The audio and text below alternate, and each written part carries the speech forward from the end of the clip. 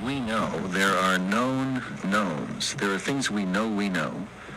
We also know there are known unknowns. That is to say, we know there are some things we do not know. But there are also unknown unknowns. The ones we don't know, we don't know. Good evening, guys. This is your man, Real Deal Steele, coming to you live. What is going on? The chat is live. The set is live. The scene is live. Are you guys ready to do it tonight? Boy, oh boy, do we have a show lined up for you guys tonight. I got a couple awesome guests to bring in tonight as well.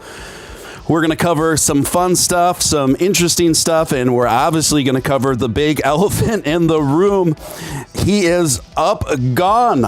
I am no longer in Upshot, guys. I have moved on to the reality that he is gone. We're going to dig into it. We've uncovered so much information today, and we are going to break it down, analyze it, and bring it to you guys the best way we know how. And got a lot of familiar people up in the chat tonight, some new folks as well. Welcome, everyone. Before we get started, if I could just ask you to smash that like button. It takes a split second of your time. It doesn't cost you a dime. It's the number one thing you can do to help a new emerging channel like this reach up into those tricky YouTube algorithms. So thank you for that. And also, if you're brand new here, I'd like to personally welcome you. You're listening to Steven Steele Live. I am Steven Steele.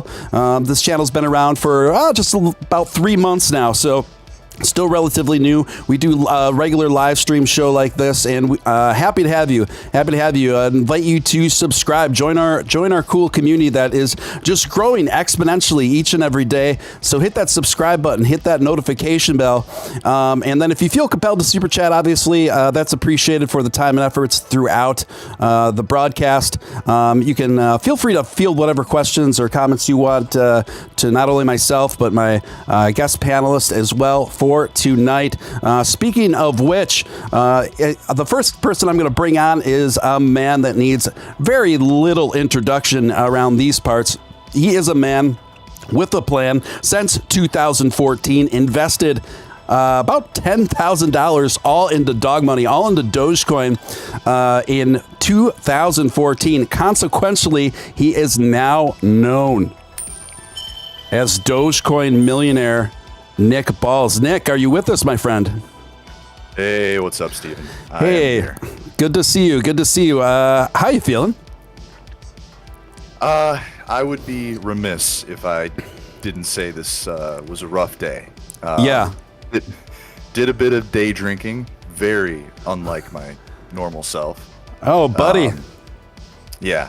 I mean, I had a few cocktails. I went home, took a nap, went out to dinner, and yeah, I feel a lot better now. But yeah, I definitely had a pretty tumultuous afternoon. Gotcha. Okay, so we're gonna get to that. Let me knock out super chats are coming in. There's several super chats I'm going to get to real quick. First of all, Robbie Gilchrist coming in, that Dogecoin Dolphin as he's known, starting things off bigly. Thank you, Robbie Gilchrist, for the super chat of $69.99, 69 Canadian dollars and 99 cents. Thank you, Robbie Gilchrist. Always appreciate your big support of the broadcast of the Dogecoin community as well. Great to see you, my friend. And also, Robbie, I made you a mod tonight. I hope you don't mind that. Myles G Investments, speaking of which, coming in with a $5 super chat. Thank you, Myles. We're going to be bringing on Myles G momentarily here as well. Thank you for that, Myles. Local Enterprise Broadcasting coming in with a $4.99 super chat. Thank you so much for that, Local Enterprise Broadcasting. Jason Huffman, longtime supporter, coming with a $5 super chat. Thank you, Jason Huffman. Appreciate that so much. And Doge Zero coming in with a super chat for $4.99. Evening, Steven and Nick. Hang in there, brothers. Keep up the Doge-mentum. Hashtag Doge-mentum, guys. I am not slowing down. I am not discouraged. I'm going to keep the focus. We are going to keep that Doge-mentum going strong, ascending to the moon and beyond. Believe it. So I hope maybe I'm cheering you up. Is my pep talk working on you on Dogecoin millionaire Nick Ballz? Yeah, for sure. Definitely. I felt like I would definitely feel a lot better after coming on tonight for sure. I told my girlfriend this. I went to my girlfriend's bar today, for those who don't know, and she's like, "You look so gloomy. You look so down." And I'm like, I'm gonna talk to Steven later. It's all gonna be okay. So we're here. I'm here to put a little pep in your step, my friend, and everyone else in the chat too. Mauricio Liso, $5 super chat. Thank you, Mauricio. Appreciate you, man. Please don't tell me Upshod. It's a scammer, my friend. All we can tell you is Upshod is up, and out of here. Up, and gone. The one silver lining to this, guys, the memes are flying in a mile a minute. In fact, I think I might just do I might have just to do a separate stream on all the like an Upshot meme drop stream. So yeah, obviously this is been a shock to the system, shock to the Doge ecosystem as far as these online circles go. Upshot is a long time trusted voice in the community. His demeanor, everything about him, just spoke wholesome, honest. Mr. Rogers. And so the way this played out, I think that's what makes this such an intriguing story, right? That's what makes this such a curious story and a mind scramble for so many people, just because it came from the result of what transpired here. It came from somebody that you just wouldn't expect. Honestly, maybe perhaps the last person you'd expect it from. Your thoughts, Nick? Yeah, a lot of people ask me, and for those who don't know, I was on Upshod show in the very beginning, and I've been conversing with Upshod for months and months now. Yeah, I felt very, very close to him. Personally, I wasn't invested in Upcoin like so many people are. I received a lot of Upcoin from donations, but I didn't spend any money on it. As most people know, I don't participate in pretty much any tokens, or haven't to any major capacity yet. Mm-hmm. But what I will say is that, as my girlfriend asked me earlier, she's like, "Well, what's wrong? Why do you feel like this?" It's like, people call Upshod the Doge father, right? And today, I felt like a parent, in the sense that I'm not mad. I'm disappointed. If that makes sense. You know what I mean? Yeah, it makes total sense. I'm mad for the people who lost money in this. That is, we're going to cover that. That's horrible. But right. I'm disappointed in the fact that, I had a friend. I thought I had a friend, right, in the space who was like, I looked up to. I looked up to him. I hear you, man. And if it's any, I've been kind of going through the same things, and part of how I deal with this sort of thing is humor. And I do have a bit of interesting news, though. I think I have a pretty good idea, you guys, where Upshot has taken off to. And do you have a yeah? I mean, I've seen plenty of one of the upsides, no pun intended, to today is all the memes that have been created. So that's if you have some sort of idea, I'm willing to entertain it. Yeah, I think it's I got a pretty good indicator that Upshot has left the building and has been up and out and has gone to Gambia. Upshot has gone to Gambia on a beach with a Mai Tai. He upshotted to Gambia. I love it. Okay. Let me bring it back a second. Let me plug my headphones back in, my friend. Just a little joke there. Anyway, $4.99. Have some sort of fun with this. Yeah, $4.99 super chat from Chad Bagley. sociopath. I mean, these are the kind of comments you just can't blame people for making in light of what's going on here. So it is what it is, guys. We're going to talk about what transpired today. We had direct screenshots from a very recent conversation that Upshod had with one of his own developers.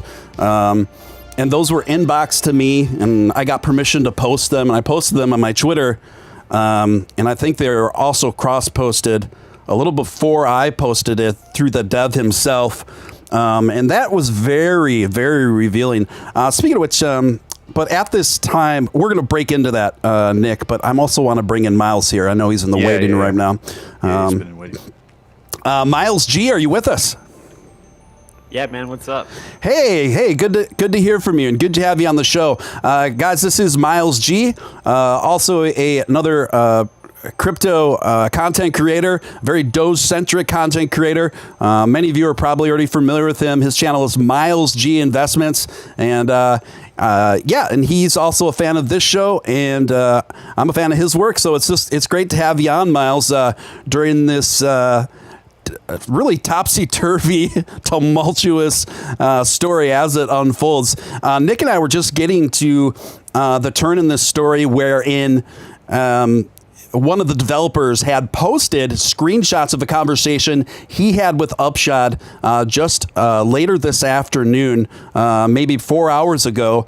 This was leaked out. This came out, and it was pretty revealing. Did either of you guys get a chance to see these screenshots in this conversation? I wasn't able to. I read the whole thing. It sounds like Upshod, but there's really no we at this point we can't be sure of like anything other than what we directly verify ourselves. I know Myles has some very interesting information, but like I read all of those screenshots, and it kind of confirmed what I was already thinking, what took place, and we'll get into that. But it sounds legit, but again, no one knows for sure. In terms of what you're saying is no one knows for sure in terms of the validity of the screenshots, or well, if that was in fact Upshot in that conversation, you know what I mean? Yeah, I mean there is that possibility. I would say that it's a more remote possibility at this point that I would say it's not him, but to be fair, we have to allow for the small possibility that it may not have been him corresponding, even though I think that is the higher probability. Let me knock out a couple super chats here, guys, quick. Poor Man Printing. Good to hear from you, Poor Man Printing. Another content creator. I'm effing pissed, and I don't think I'm not making a video on this. I hate people like that. Yeah, a lot of people are disenfranchised. I think that's why there's so much attention to this, because it just came from what would seemingly be a very unlikely source, an unlikely person to do something like this. So thank you, Poor Man Printing. Good to hear from you. Torin Kell, a big $50 super chat. Thank you so much for that. I really appreciate your generous super chat, Torin. Thank you for keeping it real. Well, they don't call me Real Deal Steven Steele for nothing, Torin. But thank you so much for the generous super chat and your support of the show. Hugely appreciated. Trucking all day, $5 super chat. Upshod will be famous. Upshod will be found, just like the movie Taken. You will be found. Wow, stern, ominous words from Trucking all day. So, Myles G, have you ever were you ever on Upshod's program or vice versa? What is that last part? I missed you. What you said. Sure. Were you ever a guest on Upshod's show or vice versa?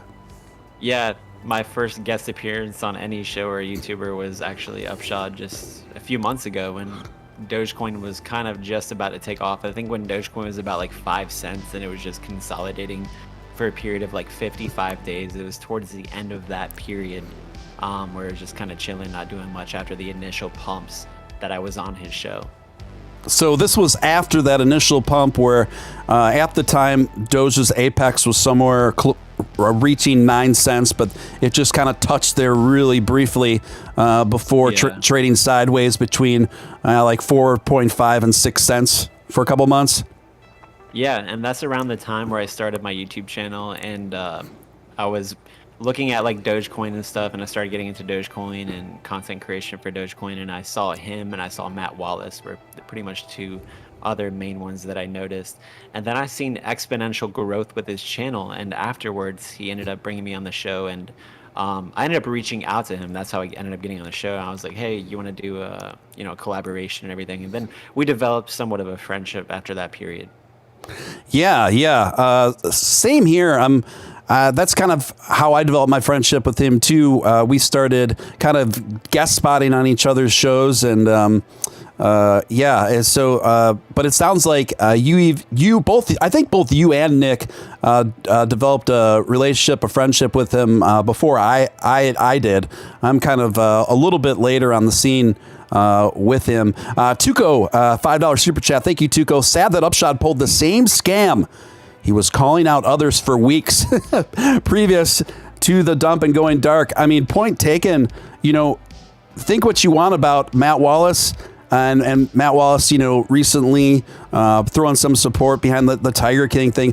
Whatever. Think what you want about Matt Wallace. He's still here, guys. He's still making content. He's still here. So local enterprise broadcasting coming in with $19.99. Thank you. Good to hear from you, LEB. Just read, and thank you for the generous super chat. Much appreciated. Just read the Twitter post. Don't think it's legit. Ooh. Alpha made a great point today. Criminality has no face. Nobody really knows anyone is. No one really knows who anyone is, and the best cons befriended their victims. Your thoughts, Nick, on that? Because you were actually just on guest. You just did a guest spot on Staying Alpha's show earlier today, didn't you? Yeah, I was with Alpha earlier this morning, and for those that don't know, Staying Alpha, he works in the law enforcement field outside of content creation. So he kind of views everything from like a law enforcement perspective, which I think is kind of funny. Yeah. He created a Discord server with a bolo for Upshod, which is be on the lookout, which is totally something somebody in law enforcement would create. But yeah, it's true. The face of crime, or the face of a scam, or the face of anything like this, not saying that this is what's occurring, but it can be anyone. We often put our faith in people that seem knowledgeable, or maybe in fact older, and sometimes the things happen, and bad things happen. I'm not saying that is what is going on here.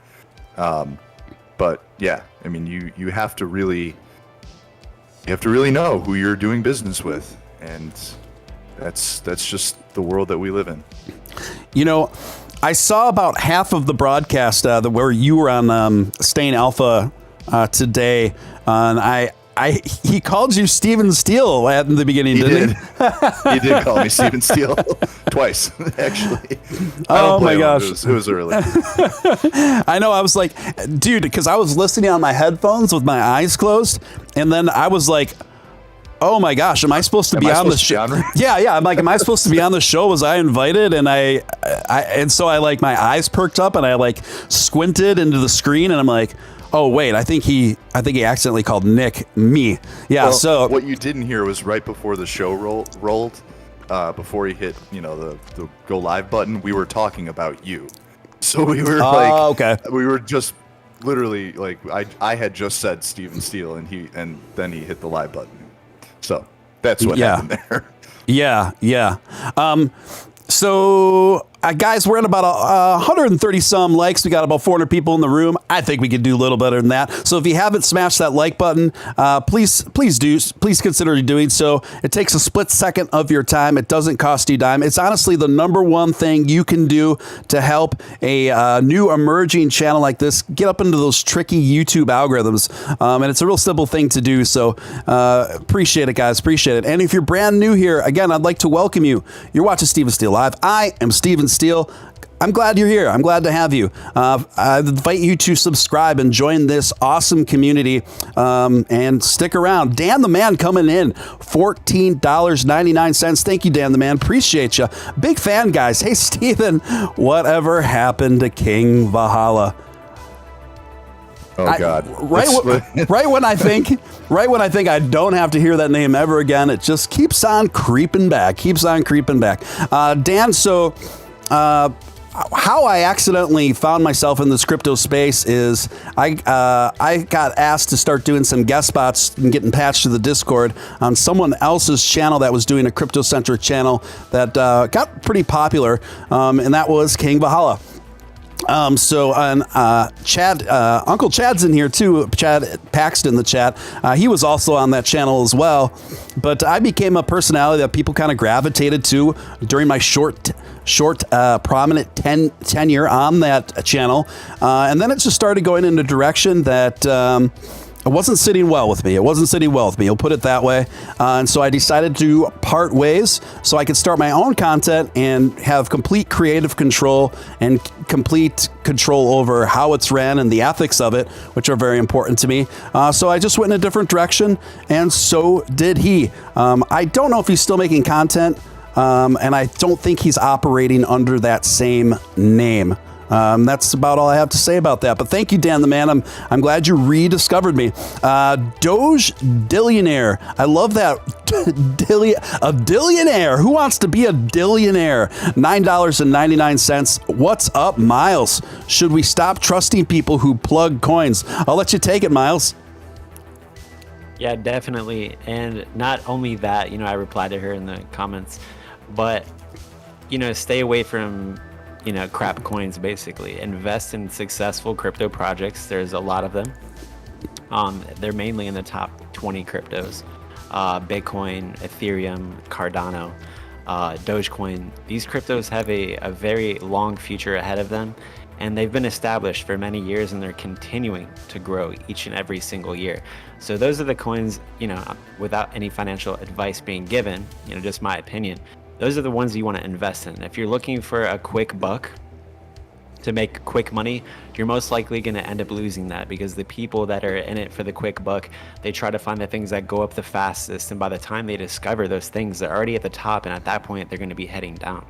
So when it comes to all of that type of sentiment, investing in crypto is not a get-rich-quick scheme. Investing takes years, it takes time, it takes months. Some people get very lucky, and they can make a lot of money very fast if they can time the market right and do those things properly. Mm-hmm. So, you just got to be careful. You have to have patience when it comes to investing, and you want to invest into something that institutions are buying. If institutions are buying something, that's a good sign that it's a potential good investment. If you can't even look up a crypto on CoinMarketCap, or you can't even look up a crypto on TradingView, it's definitely not a good crypto or anything to invest in at that point. Yeah, I think really well stated there. My philosophy has always been, my perspective on BSC tokens and things of this nature. It's always been very consistent, and I've even made a couple of videos on it, Myles, and I'm not 100% against them, but at the same time, I've always exercised and spoke about them with a lot of trepidation and a lot of caution. I coined the term called the red light district of crypto, in terms of anything that's related, anything that requires pancake swap, I consider that to be the red light district of crypto. So it's extra dangerous. You better protect yourself, and you can risk it for the biscuit with the BSCs. And I know people, even a few of my viewers, who have made out very well, but that's the exception, number one. And number two, these are very high risk, high reward investments. And I cannot emphasize enough the high risk part, right? So another thing I've always said, if you do go in on these BSC token investments, just make sure it's only eating up a sliver of your profile, a sliver of your total investment. And any more than that, a few people have made out well risking it, but overall, I do not recommend that. And so that's been pretty much my perspective in a nutshell as far as this stuff goes. And it's pretty sad to see, you guys, because I have noticed people that did sink a surprising amount of money into Upcoin. Me, I lost $350. I mean, it sucks, but it is what it is. But I've been seeing people today that have lost upwards of anywhere from like $8,000 to $100,000. Your thoughts, Nick? Yeah, Steven is, I pretty much agree with Myles in the sense that I think the general, the top 10 or top 20 cryptos, they're volatile enough. Like, there's plenty of opportunity there to make great money, and you don't have to take these insane, crazy YOLO risks. You don't have to. And these projects have been around for years. Doge is going on eight years. It's been established. Bitcoin's been around forever. Like, these things are solid investments that you will make money on if you just can hold them long term. I think there's there's just no need to be gambling. Now, with that being said, I look at these, and keep in mind, people, I've never invested in any of these things. I've been gifted a lot of them. But it's like going to the casino. And the casino, if you've ever been, the casino always wins.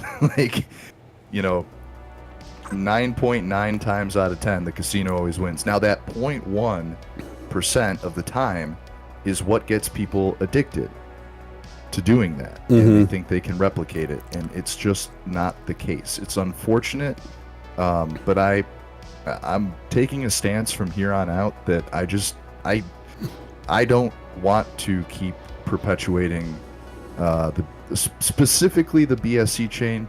There seems to be some or less nonsense that takes place on ERC20, but BSC is specifically a place of where it seems like these types of occurrences happen far more often.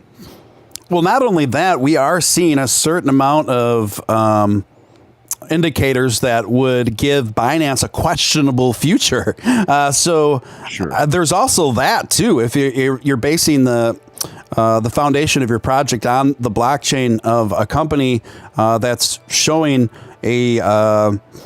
signals and signs of a questionable future. I mean, you recently, you have a very large portfolio, obviously in terms of volume, Dogecoin millionaire Nick Ballz, and you recently up and left Binance and went on to Kraken. Okay, and I don't think you're alone as far as bigger investors migrating out of there. That certainly seems to be the general kind of sentiment and trend going on in regard to Binance. Guys, speaking of Binance, MarketWatch had an article today about the government of Italy issuing a big warning over Binance, and I'm pulling the article up right now. Italy on Thursday joined the crackdown against cryptocurrency exchange Binance. The Consob financial regulator said Binance Group companies were not authorized to provide investment services in the country. The regulator noted that sections of Binance's website had been written in Italian and said savers are invited to make the use of their utmost diligence. A message left with a Binance rep was not immediately returned. In its annual report released Thursday, the Financial Conduct Authority said crypto asset business poses increased risk of financial crime. Significantly high numbers of businesses aren't meeting anti-money laundering standards. We have noticed that some of the policies that Binance specifically has laid forth appears to be in violation of that. So, what are your thoughts on this, Myles, in terms of do you think there's an extra inherent risk by placing your project on the BSC blockchain? Myles, are you with us? Yeah, sorry, I had myself on mute. Yeah, no Honestly, worries. I don't even know too much about cryptocurrency development by any means, as far as, you know, the different tokens, and Sure. these blockchains and these swaps and everything like that at all. Sure. Yeah, no worries. No worries. Rock Lobster coming in at $99.99. Rock Lobster bringing it big with a big super chat. Thank you so much for that, Rock Lobster. Appreciate you, man. Uprug, crazy, ain't it? Almost bought in big time due to his reputation, but was too stupid to figure it all out. Lessons learned. BSC ain't for this. Yeah. So here is a primary example, Rock Lobster, where your technological ineptness was watching out for you, my friend. Was watching out for you. I wish I could say the same. I wish I could say the same. But Rock Lobster, always appreciate you having here, man. We love you here on Steven Steele Live, and thank you so much for the generous super chat. Hugely appreciated. Alain, I'm not even going to pronounce. It looks like a French last name to me, but I'm not sure. Alain Borgrad. If I butchered your last name, my apologies. My apologies. Bonjour. See, it is French. Bonjour. So it is. Okay. I think it'd be funnier if I read this in a fake French accent. Bonjour. So is it true about Upshod? I know that was really bad, but you know. Yes, it is true. It is true. Upshod is up and gone. Now, I do want to get into the details of the screenshots that we got today, Nick, about this conversation that transpired apparently between one of the devs and Upshot explaining himself today, because I do think it's worthy of some nuance, and there's some notable nuance within those within that correspondence. Put it that way. So SR $1.99 super chat. How does the market cap go from 10 mil to 114,000? Well, the same. Myles actually asked me this question earlier. Yeah, go ahead, Nick. It actually, you know, and people were wondering how much up, because Upshot sold, you know, as we know. He sold at the peak. He also, for those who were questioning earlier, Steven posted a screenshot of my chat, direct message that Upshot sent me. He also sent one to Steven. I don't know who else he sent one to, but he basically told us to sell, that the coin was being tanked by whales. So that was my DM. I would never. I would never. I think it's in really poor taste to post private DMs and whatnot. However, this had been a full day later. We had no word of what's going on, and I just felt like people should know, like what's happening, because we had no word. And I also think it was out of good faith. You know, I don't think he was doing this in, it wasn't in bad faith. But to address the point of why a market cap gets fully diluted like that, these BSCs and ERC20s, they run on liquidity pools. So people who think that Upshot walked away with millions of dollars, it's not the case, because there was only so much liquidity that was backed for people to be able to buy and sell. So I forgot the exact math. I just had it pulled up here, but from what we can see, his sell might have been somewhere in the $90,000 to $100,000 range, but that's just from his wallet. So it remains to be seen that the liquidity fluctuates as the price does. So when the price sells off like that, it gets eaten up real quick. Yeah, so it's estimated that he probably made out with between 90,000 and 100,000, just that we know of. I seem to think it has to have been more than that. What do you think? What do you guys think? I mean, because there were multiple wallets. I did confirm with one of the devs on the show last night, Zook, who, I can't say for sure. For all I know, Zook could be in on it too. But I will say, in his defense, he sounded he sounded very genuine, and he was very forthright and very transparent in answering any and all questions. But Zook did confirm that he was holding Upcoin on multiple wallets. Your thoughts?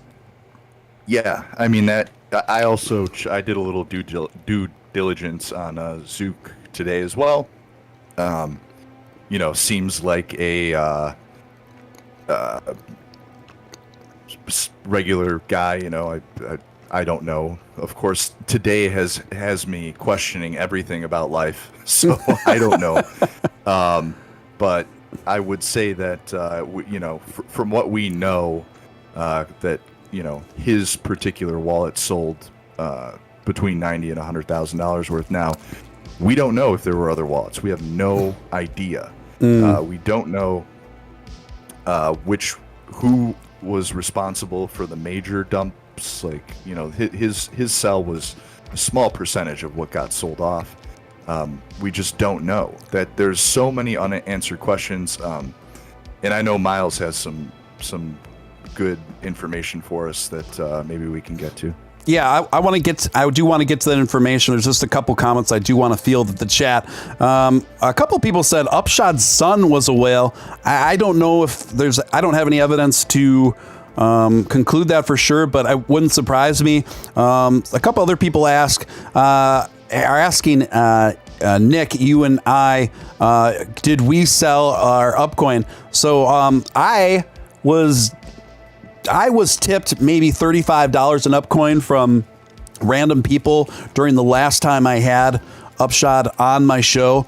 And I actually deleted that show because people were trying to look it up. Where is it? Well, folks, I deleted it because most of that show, I was asking them about Upcoin, and I just don't feel right having something that's still promoting that project up on my channel. And now I asked him tough, critical questions. I really did over that, even though I considered Upshot my friend. That never exempts people from tough questions on my show. And I gave it to him.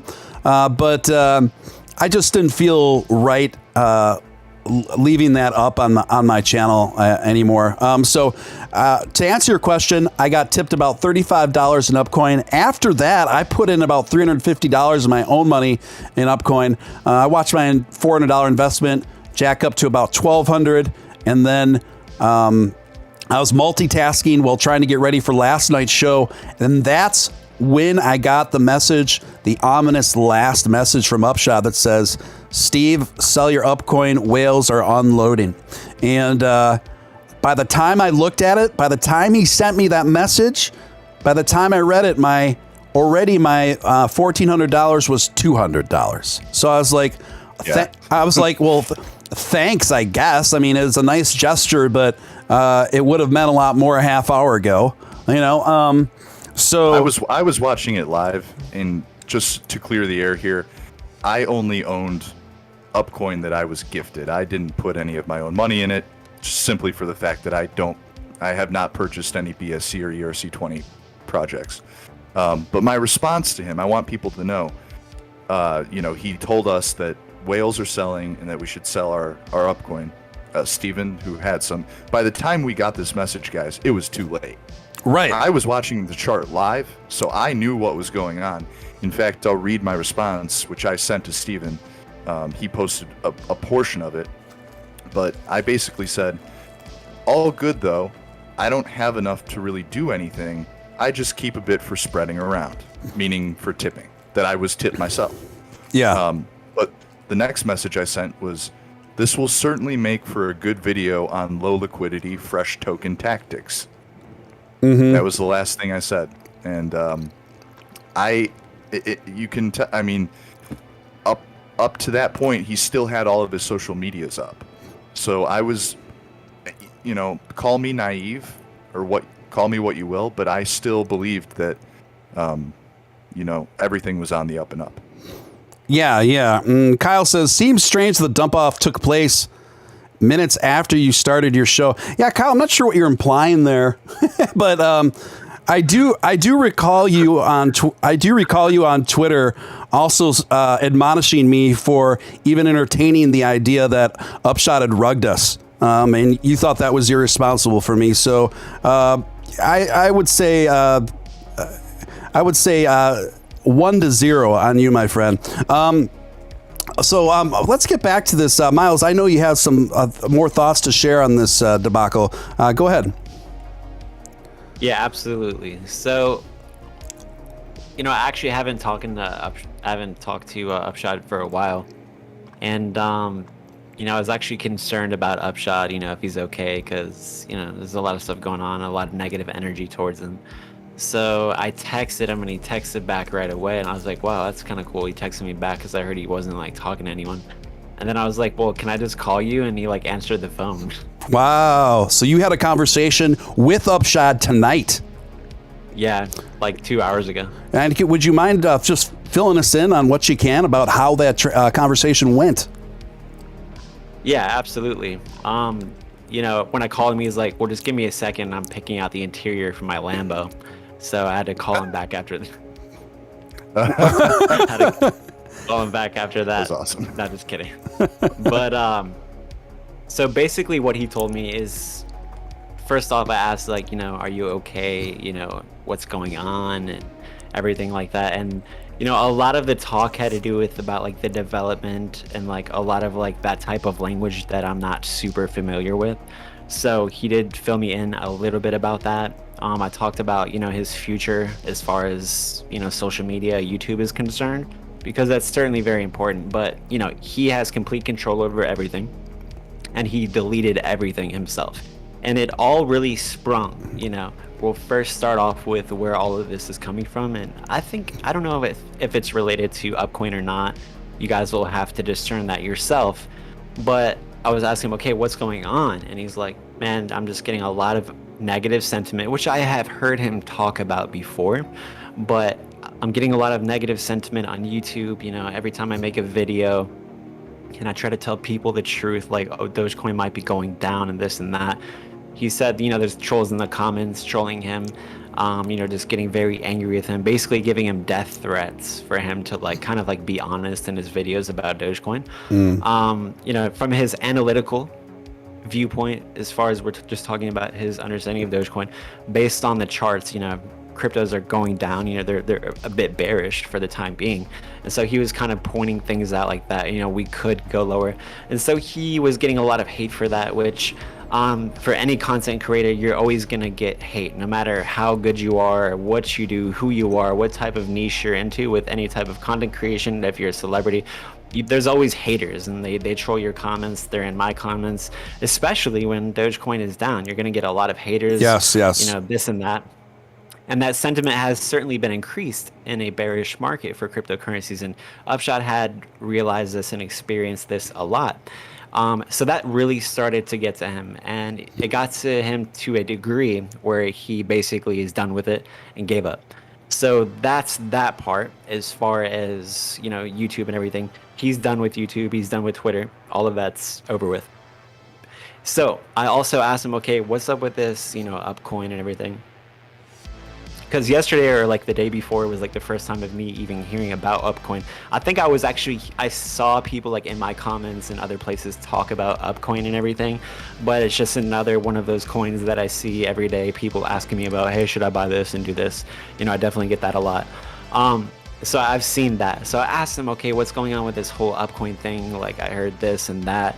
And whenever I speak to somebody, especially if there's like a scandal or something occurring like that, I don't judge people I don't even really judge people at all, but I want to hear it from their side of the story and see like what is actually going on with them. What is their point of view before making any type of like assumption or like decision. Like that. Yeah.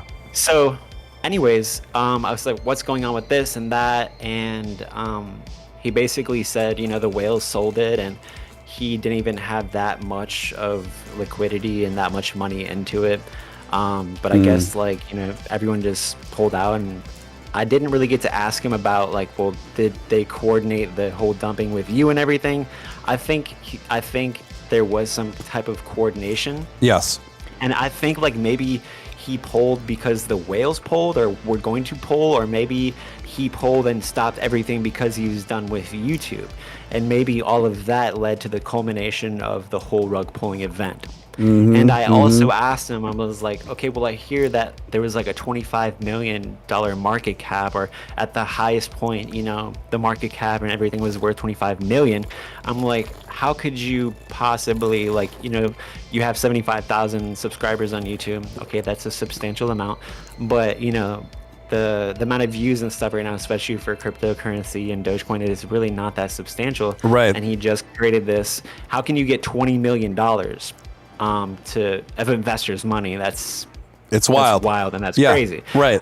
I honestly don't see that possible. So I asked him, like, you know, he said the most amount of money that was in it at the highest peak was like less than $1 million. That's exactly like word for word what he told me. Right. I'm just telling you what he said. Right. Now, a lot of people are analyzing there was 10 million, or I'm hearing millions of dollars at the highest peak. But I also asked him, okay, it was like, well, people are saying this and that, and he's like, well, there's like an outstanding market cap, and there's like liquidity that can't be touched and everything like that. There's still money in that. So he's saying it's like the market cap was 10 million, or the amount of coins that can be will be worth X amount of millions and things like that. But he said basically, you know, the most amount of money that was in it was like less than $1 million.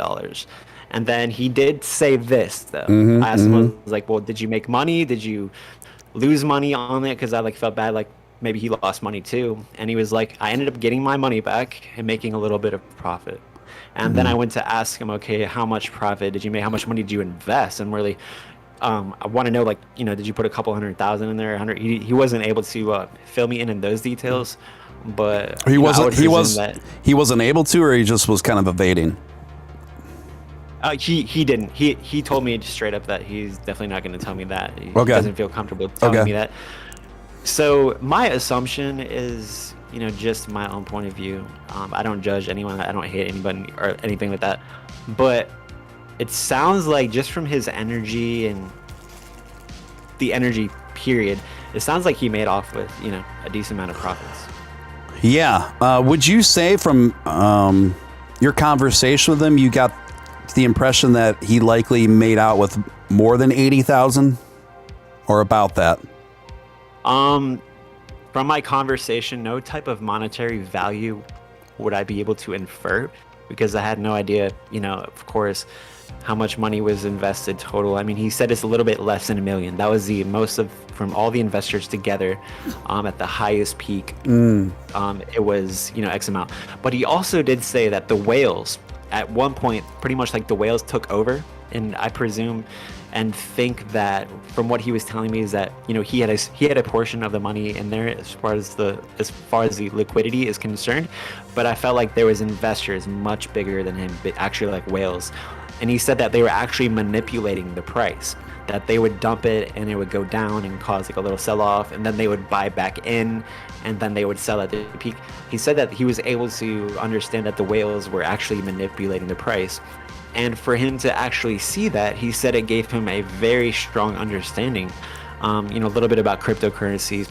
And it's very relative to what we experience now in our days of investing in the stock market and cryptocurrencies. The big money moves all of the money and controls, you know, pretty much a lot of what's going on, especially with Dogecoin, unfortunately. Right. Every other crypto, that's just how it works, you know.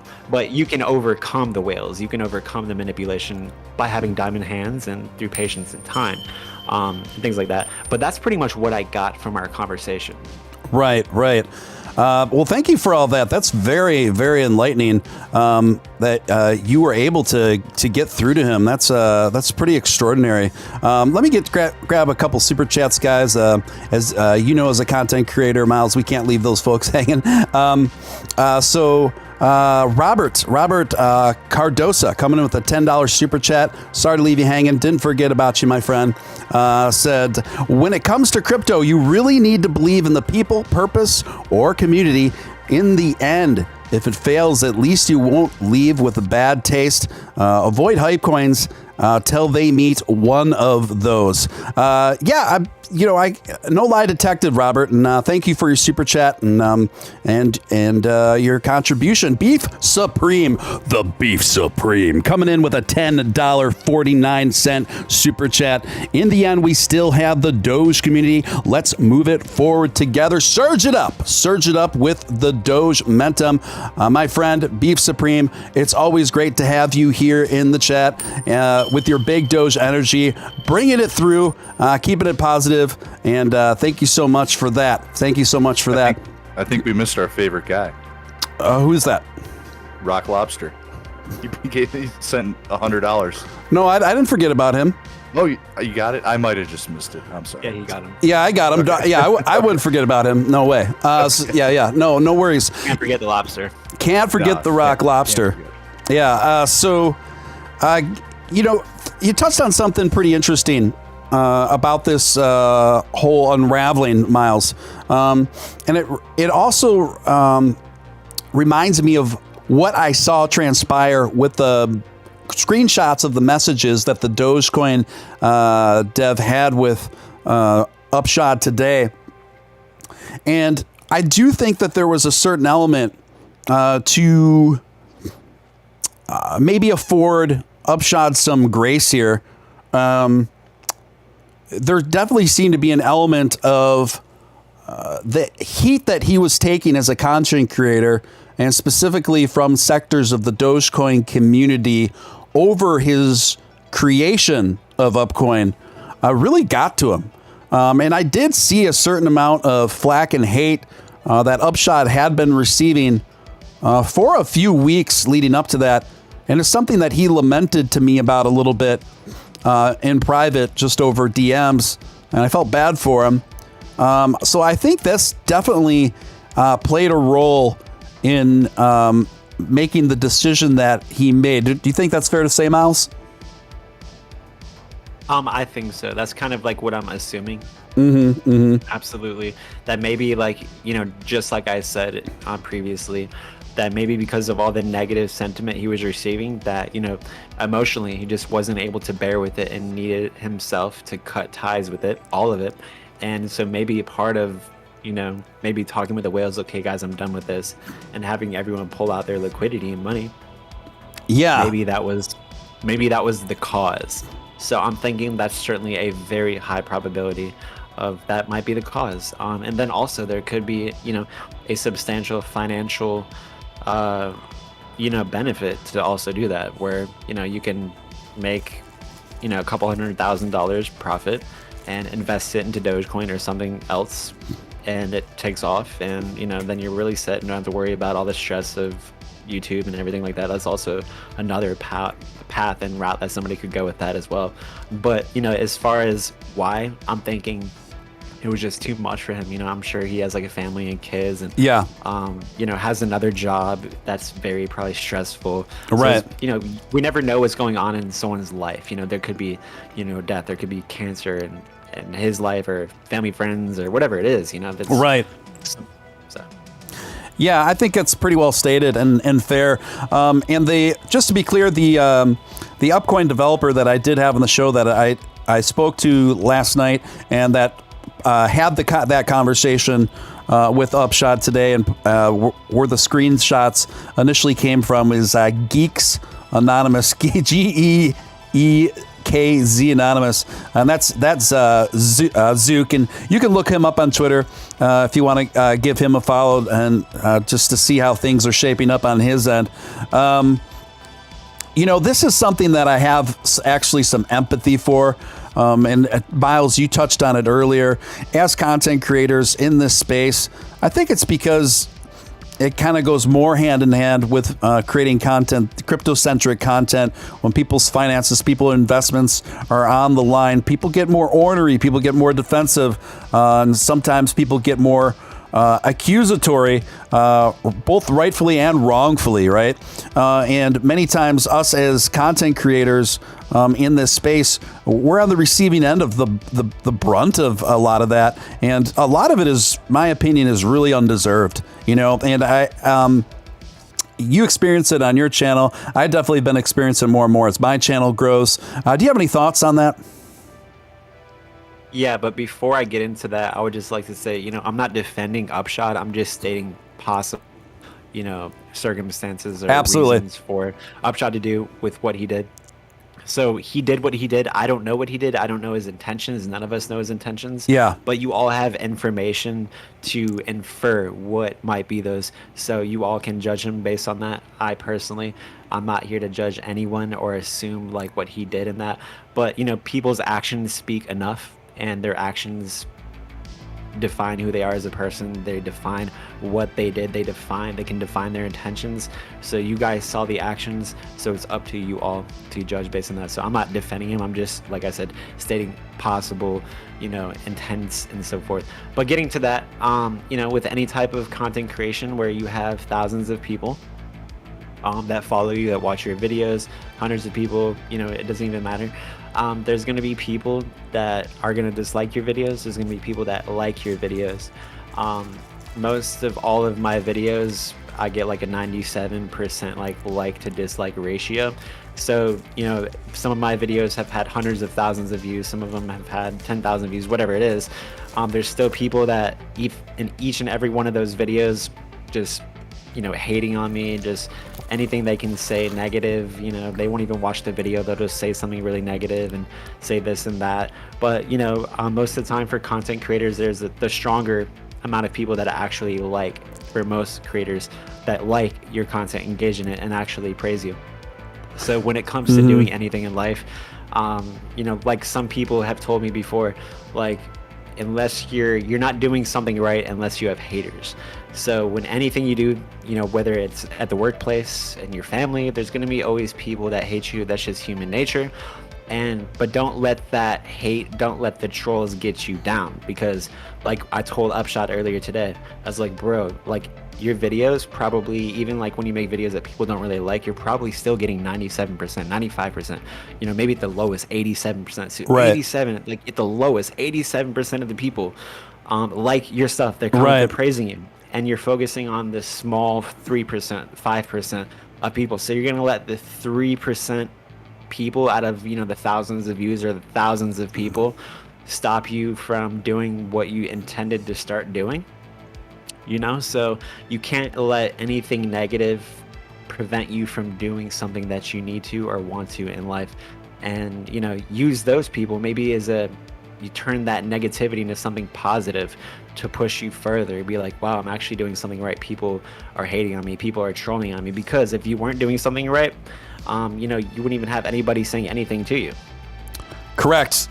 And I think that's a really, really good point. Robbie Gilchrist coming in again with $69.99 Canadian smackaroos. Thank you, Robbie Gilchrist, the Dogecoin Dolphin. Thank you so much, man. I really appreciate you, Robbie. And then Johnny Ibarra coming in with a walloping $99.99, $100 super chat. Johnny Ibarra has been with me since the very beginning, since I was just barking into my phone on live streams on Twitter when I first went solo. Thank you, Johnny, for your support from day one. I hit big thanks to Baby Doge. However, I could have easily lost it all. Definitely high volatility. Invest wisely and stay informed. Seems like Upshod couldn't handle the emotional stress. Let's move on, Doge fam. And that's kind of what we actually where I was kind of pivoting to with Myles here. I do think that played a key role. And Johnny Ibarra has a pretty remarkable story. He is one of those folks that risked it for the biscuit and has made $1 million off of Baby Doge. So congratulations. I'm super happy for you, Johnny. You're a great guy. Couldn't happen to a better person. But I like how Johnny says, I struck it rich with Baby Doge. However, I could have easily lost it all. So even Johnny, someone that happened to strike rich off of a risky BSC, is like, hey guys, this is definitely high risk, high volatility. So thank you, Johnny Ibarra. Really appreciate that. Trucking All Day coming in with a $5 super chat. Upshot had 70K subs on YouTube. What would you say how much was it that in monthly income, and he gave that up. You know, I mean, that's a valid question. I don't know. I've been, my YouTube channel has been going for about 3 months. I don't feel like I'm in a position. If I sat down, Myles is probably the one to answer that question. Yeah, but I don't even know if Myles wants to answer that question. I mean, but you know, it's one of these things where I think, guys, I feel like that. I don't know. Put it this way. I am hesitant to believe that Upshod threw this all away over 80K. I think it was possibly substantially a lot more spread out over multiple wallets. And in his hesitation and evasion to be more forthright with you about that, Myles, to me just kind of speaks to that. You know what I mean? To that being a higher probability. I wouldn't be surprised. One thing is for sure, you know, Upshot is a smart guy. Yes, he's very smart. He's very intelligent. He's able to determine the risk-reward ratio. Yeah. And although you, myself, and Myles, we might sit here and say, well, you know, if you kept your YouTube going and you kept your, you know, socials and whatnot, and that revenue stream could be worth much more in the long run. It's easy for us to say that, but in his position, we don't know. That could not be the case for him, and he could have said, like, look, you know, I got an opportunity here, and I'm literally going to run with it. You know, we just don't know. But I don't know if you recall, Steven and I were actually discussing the first thing this morning, this exact scenario where, you know, he was taking a ton of heat from the community over the course of the past few weeks. And, you know, I told Steven right away, I was like, man, this is what's going on. And I think Myles is right. I think that's what happened here. Yeah, I would concur with that. Guys, you are watching Steven Steele Live. I am Steven Steele. My special guests tonight are Dogecoin millionaire Nick Ballz and Myles G of Myles G Investments. Guys, if you haven't hit that like button, make sure you take a moment to smash that like button. I want you to smash that like button like you would smash your childhood celebrity crush, guys. We got about 212 likes, about 350 people in here. Let's get those likes up. I appreciate it. And if you're new here, I'd like to personally welcome you to the channel. I do a lot of regular live streams with who I feel to be the most interesting guests in the space. Would love to have you link up with our community and our vision here. We just got an awesome group of folks here. Love to have you be a part of it. So feel free to hit subscribe and hit that notification bell. And yeah, so let's see. I'm trying to see what's going on in the chat to see if there were a couple questions that I saw, but I think the chat was just moving so fast here. Yeah, so guys, just to kind of detour off of the Upshod topic just momentarily, just to cover a couple other things real quickly, and we'll get back to it for sure. But did you see that Axe body spray made an announcement today for Doge? Yeah. We're calling Dogecan. Yeah. So a Doge-themed Axe body spray. I've never been an Axe body spray consumer, but I definitely think I'm definitely going to pick up a couple of those, if not anything, for collector's items. Pretty funny, huh? I love it. It brings me back to middle school, for sure. And I told my girlfriend today, I'm like, you better believe I'm buying that. You know, I'm going to be smelling of a middle school locker room pretty soon. You plan on drenching yourself in the Doge can? Oh, 100%. I'm already my wardrobe is already like half Doge stuff from, like, you know, stuff I bought and a ton of Doge gear that people have sent me over the past few months. So it just makes sense at this point. And it was a piece of bright news on an otherwise kind of gloomy day. So yeah, I appreciate it.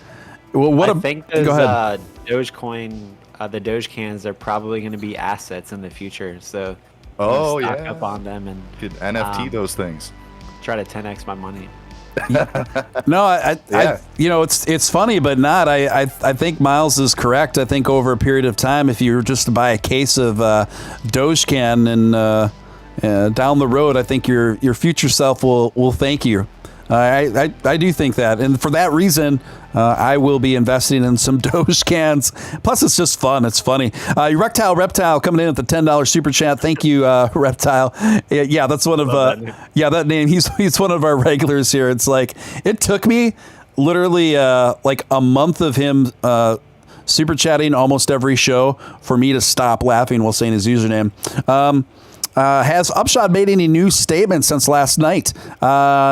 Well, the latest statement, well, yeah. I mean, I don't know how much of the show you've been listening to, Eric Tal, but the screenshots that were posted from a conversation with a dev that's actually here in the chat right now, Zook, I had a conversation with Upshot. He posted the screenshots to his Twitter, and then also Myles G, one of my guests here tonight, had a telephone conversation with Upshot that he was sharing with us about how that went. And Erectile Reptile always likes to put the random fun facts in the super chat. So he says, "Fact: turkeys can blush." I didn't know turkeys could blush. Did you guys? I had no idea. Well, there you go. I learned something every night with Erectile. I know. You never know what you're going to learn.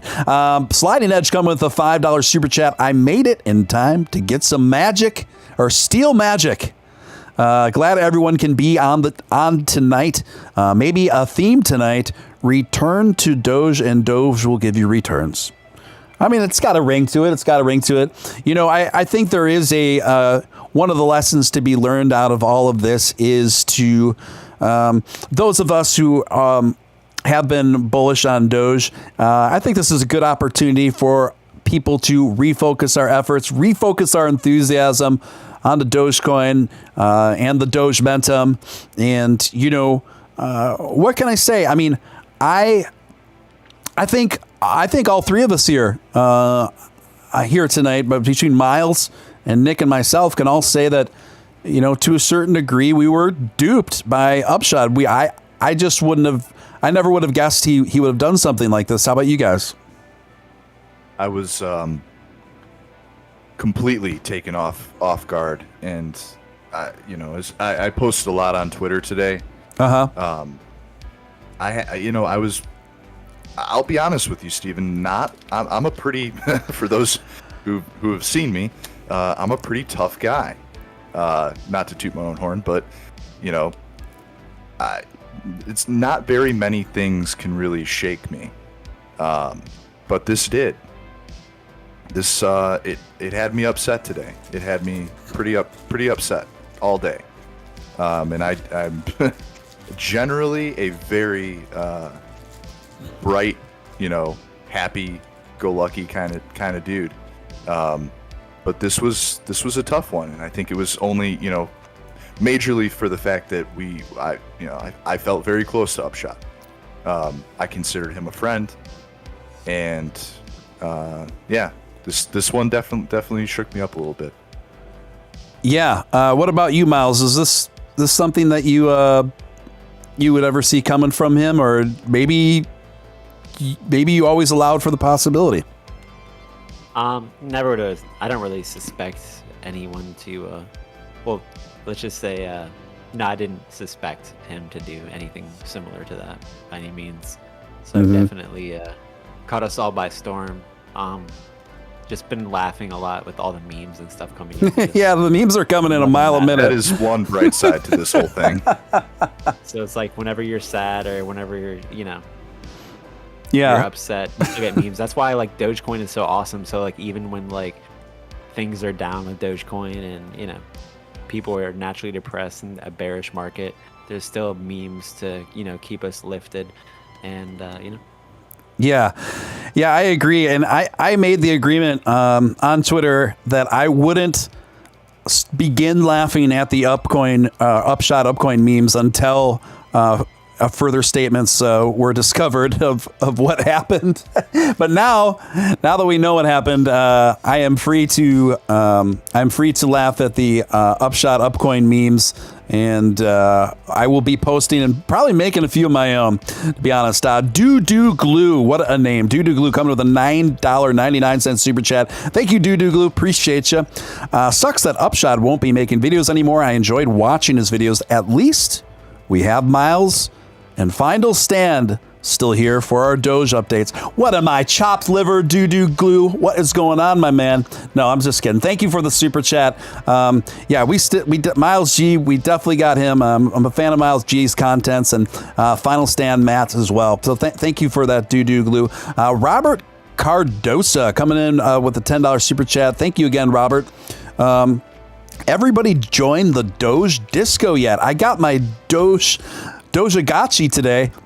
Myles, glad to be a part of your community. You're awesome, man. So another big shout out, big compliment from Myles G. So to answer your question, Robert, I have not joined the Doge Disco yet. So he is what Robert is referring to as a new game. It's a new app called Million Doge Disco. Million Doge Disco, and it's kind of formatted in the same way as Pokemon Go was, where what the creator did, the creator's actually a Dogecoin millionaire like you, Nick, and we've covered this before, but basically what the creator of this this Doge Disco, the Million Doge Disco app, is he placed 1 million Dogecoin of his own treasure, from his own treasure, and he placed them he hid them throughout the game in the app. And so just like Pokemon Go, you physically like walk around with your phone, and then there's like an augmented reality that's superimposing itself, like a virtual reality superimposing itself as you're walking around, and you look for these Dogecoins, and when you collect these Dogecoins, like they're yours, man, and they're worth what he paid for them back in 2014. So those are some very valuable Dogecoins. So I'm all about the project. I think it's fun. I'm happy to talk about it. I'm happy to give it some free promotion. And I think it's a very good spirited, really cool project. So thank you for the super chat. And is that Uncle Chad in here? Yes, Uncle Chad Paxton is in the chat. I can't help but think of the actor Bill Paxton from the 80s. He was in Aliens and some other. Oh, yeah. You know, Bill. He's the one that said, "It's game over, man. Game over." Yeah, that's. I love Bill Paxton. I think Bill Paxton deceased recently due to some disease over the last couple of years. 2017. That's it. Okay, yeah, Bill Paxton, deceased 2017. I love Bill Paxton, man. His seminal work from the 80s. Have you, Myles? Have you seen Aliens with Sigourney Weaver? I'm not sure about that. Okay. I love I personally really dig like 80s sci-fi movies and 80s like action thriller movies. It's just kind of I probably did see it. Yeah, it just kind of flips my switch. Guys, unrelated, while I've been on the air here, I have been snacking on a gourmet bar of dark chocolate. I consider myself somewhat of a chocolate snob, chocolate connoisseur. It's one of the indulgences in life that I enjoy. And I bought this chocolate bar. It's about 80%, right, cacao. And Dang. it's 85% cacao. It's a rich dark chocolate with turmeric and ginger. I'd never tried it before, and I have to say this thing tastes absolutely awful. It tastes like I am licking a donkey's anus. This thing is just these combinations for me. When I saw it on paper, it seemed like a really provocative combination, and It's really good for your brain. That's actually the bodybuilding company that I use, which by the way is located right by Myles. They make a pure cacao bar, and a lot of bodybuilders use that during prep because they want something sweet that doesn't have a ton of calories. And that dark cacao like lights your brain up, man. It's like almost like a kind of like a stimulant a little bit. Yeah, totally. And that's one of the main reasons why I like it. I just I'm not fond of the the turmeric infused combination, man. It's just, it's not doing it for me. Someone said I missed a $2 super chat. Let me scroll back. LD in New York. By the way, there's already a, I'm trying to find it. There's already a, shot. Up yours shot, and he says, up yours, everyone. Wait, what's an up yours shot? There's a user who stole the Upcoin logo and created the username Up Yours Shot, and it just says Up Your, and you knew that one was going to happen. That one so inevitable, and I think we're only going to see more and more of that going forward. Steven Steele had a whopping $2 super chat that you missed earlier. Just wanted to point out that the Today News banner is still a mystery considering Upshot's story. I agree. So I was talking about this with Nick. Nick seems to think that this was maybe an area or an arena that Upshot for content creation was more involved with before he started doing crypto-related content on YouTube. That may be the case, but I'm definitely also open for the idea that he may have sold off his a YouTube channel and subscriber base to another company. I think either of them are possible. Future Boy coming in with a super chat of $9.99. Thank you, Future Boy. Appreciate that so much. Upshot in the south of France somewhere right now, listening to some 2001 Jay-Z getting his feet rubbed, eating homegrown grapes with 10K worth of diamonds around that neck. We've seen a lot of memes today, you guys, coming out where Upshot on an island, on a island beach, kicking it back with a cocktail, and dude, it's so funny that comment came up because actually every time that my girlfriend and I are in South Florida, we listen to Big Pimpin' on like loop the whole time we're down there. Yeah, it's like so that is I would say the possibility of Upshot listening to Big Pimpin' right now, chilling in France, high possibility. Geeks Anonymous. I hate to tell you I told you so, Nick, but Geeks Anonymous, yeah. who is the dev, said he sold his YouTube. He used to sell domains as a part-time job. There you go, guys. And that's what I initially thought on the air last night. Right. And do you know what? I received from let me tell you something, guys. From our show last night, we were on the air. Nick was sitting that one out, but I had Sadath on here, a lovely, smart woman from Australia, joined me last night for the first time. I kind of felt bad because her first appearance got completely overshadowed as this thing unfolded on the air, but it was literally unfolding in real time on the air, and I was just trying to keep up with the new information coming in and trying to cover it as unbiasedly as I could anyway. So with that in mind, I woke up today with just an onslaught of hatred from the Upcoin community, and then onslaught of hatred from other people that's saying, well, because you were friends with Upshot, you must have been in on it with him because you were on his show and he was on your show. I'm like, you guys, this is the dumbest take. Like, firstly, this is King Valhalla round 2 electric boogaloo. Exactly. Oh my God. It's like the logic that if you participate on someone else's channel, that you have no control over them or their actions, that it's somehow you are directly responsible for their actions. Guys, this is such a low IQ take. We've got to do better. It's just like indicting Larry King for anything bad any of his interviewees may have been responsible for over the years. That's the level of stupidity on some of these takes. Okay. And then also it was kind of like on the other end of it, here I had all these people in the Upcoin Telegram just blasting me, just saying a lot of hateful stuff about me and how I'm not a true friend of Upshot. And, and I stabbed in the back, and Upshot was hacked. And for me to assert entertain any other narratives outside of that is just false and fake news, and that Nick and I faked our screenshots of Upshot sending us the last messages warning us about the whales. Guys, all I've been doing since last night, since this thing has transpired and unfolded, is present you guys with all the information I can possibly find to give to the audience, to give to my audience, to make up their minds for themselves. So yeah, and keep in mind, guys, this story is literally unfolding as we speak. And if you were listening to the show during the intro, I'll repeat it again. We know what we know, and we know what we don't know, and we don't know what we don't know that we know. So we're simply just bringing you guys what we know and what we don't know. And so, we catch a lot of flack for that. I think, especially when something is breaking as this is happening, by the moment.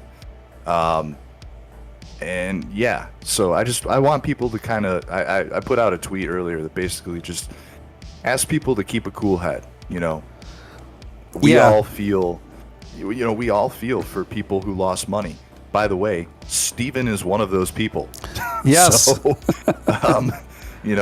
he's not exempt from the downside to this whole situation.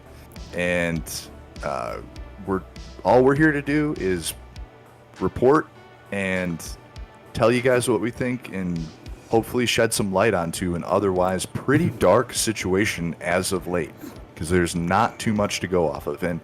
And guess what? I entertain the idea that Upshod may have just changed his channel banner because he just put in something that was just random filler. And Steven said that might not be the case. He didn't think that. This was in a private call that we had earlier. And guess what? Steven was right. So he thought he sold the channel, and he did. So yeah, this is what we know. We're literally learning this stuff by the moment. Yeah. Thank you for that, Nick. Tor and Kel, I didn't forget about you guys. If there's a few super chats where it's like a little bit delayed, it's because we were just talking about so much. But rest assured, I don't forget about you, even if it's a little delayed. I promise you. So Tor and Kel, thank you for your $5 super chat. Appreciate it. How do you know someone is vegan? Because I'm telling you. Random, but funny. I dig it. Wow, Rock Lobster coming in big tonight with, you guys are really a blessing, and I appreciate it. Rock Lobster coming in big with $49.99. $49.99, Rock Lobster. He may have been sold into white slavery with Armenian gangsters. There's still that theory. You never know. Rock Lobster, it's one thing is for sure. That is a theory. Torn Cal, welcome to membership. Awesome. Love to see that lean, mean green on the screen, if you know what I mean. Guys, the membership is there. You just click the join on the home screen there. There's 3 tiers of membership. You get to unlock exclusive content. If maybe this will help you guys. Maybe this will shed some light and clarity on the subject, guys. Just listen very carefully to me. There are known knowns, and these are things that we know that we know. There are known unknowns. That is to say, there are things that we know we don't know. But there are also unknown unknowns. There are things we don't know we know. I hope that helps everyone.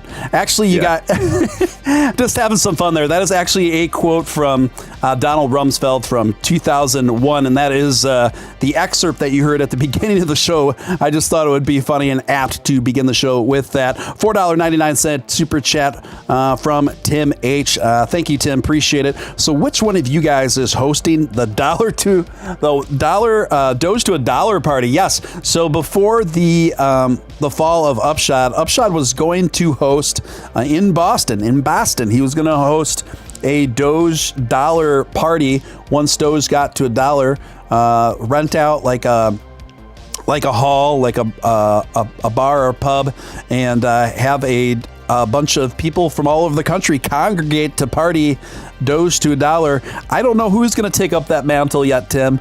We'll have to see. Myles, can we come to your place? I would prefer to do a party at the Ritz-Carlton. I think one of the Ritz-Carlton. Hey, I like that. All right. Okay. You can rent out like a ballroom and Yeah. you know, have like a bunch of contributors when like cryptos take off again and everything like that, and Doge hits $1, and if everything is really good, at that point, you know, for all of us, we're definitely going to be, I mean, for a lot of people, definitely financially set at that point to a better degree than we are now. So I would be down to, you know, final stand, Nick Ballz, get a few people to throw down, and have a huge Doge party.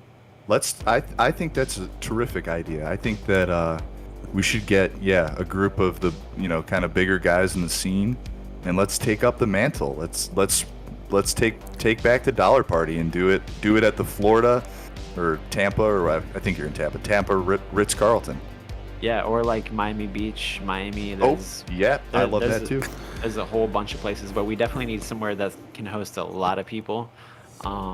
You know, we have to see how many people would go. Maybe you would have to have like specific invites. That's the issue Upshot was having. He was like, I don't know how many people would end up showing up, so you'd almost have to be like a cover charge. I was gonna say you'd almost have to sell tickets to it, kind of thing. Yeah, like pre-sales. Definitely.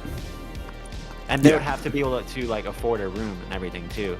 But when you like at the Ritz-Carlton, if you have like a big party or like a group or something, you get a huge discounted rate for like everyone that's staying. True. Yeah, like a wedding. So it would be like $300 to $400 a night per person. Yeah. Two-night thing. I'm stating this right now that I will when we get to $1, and if Myles wants to be a part of it, if Matt and a few other people, if we can all kind of come together and get an agreement together, and hopefully maybe someone can build like a little quick website for people to check in with or whatever, so we know, kind of get an idea of how many people would be coming. I would be down to help flip the bill for some of that.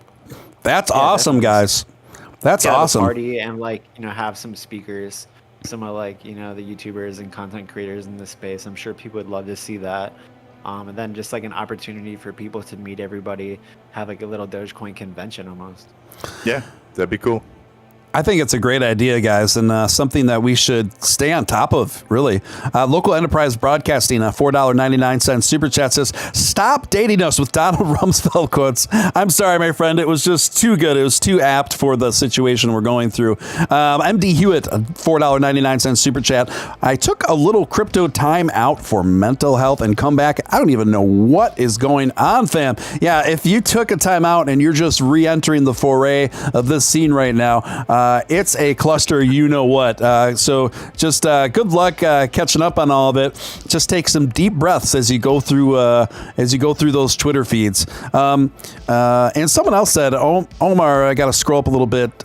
Basically said something to the effect of, Upshod was like our dad that let us down. Upshod was our dad that left us at a very early age. It's funny because I tweeted something out very similar to that this morning. I said, it's like Papa Upshod stepped out for cigarettes and we're all waiting for him to come home. If he doesn't, at least we'll have lots of memes and a few new slang terms. What do you say? At this point, I think we could say anytime someone is the recipient of a deal gone bad, you could say they're upshotted. Yeah, you got a new, yeah. I was upshotted. This guy upshotted me. He's got upshot. Oh, this guy upshot me. Oh, dang. I just got upshot. I like that, Myles. I just got upshot. Look, LEB coming in again, $4.99. Thank you, man.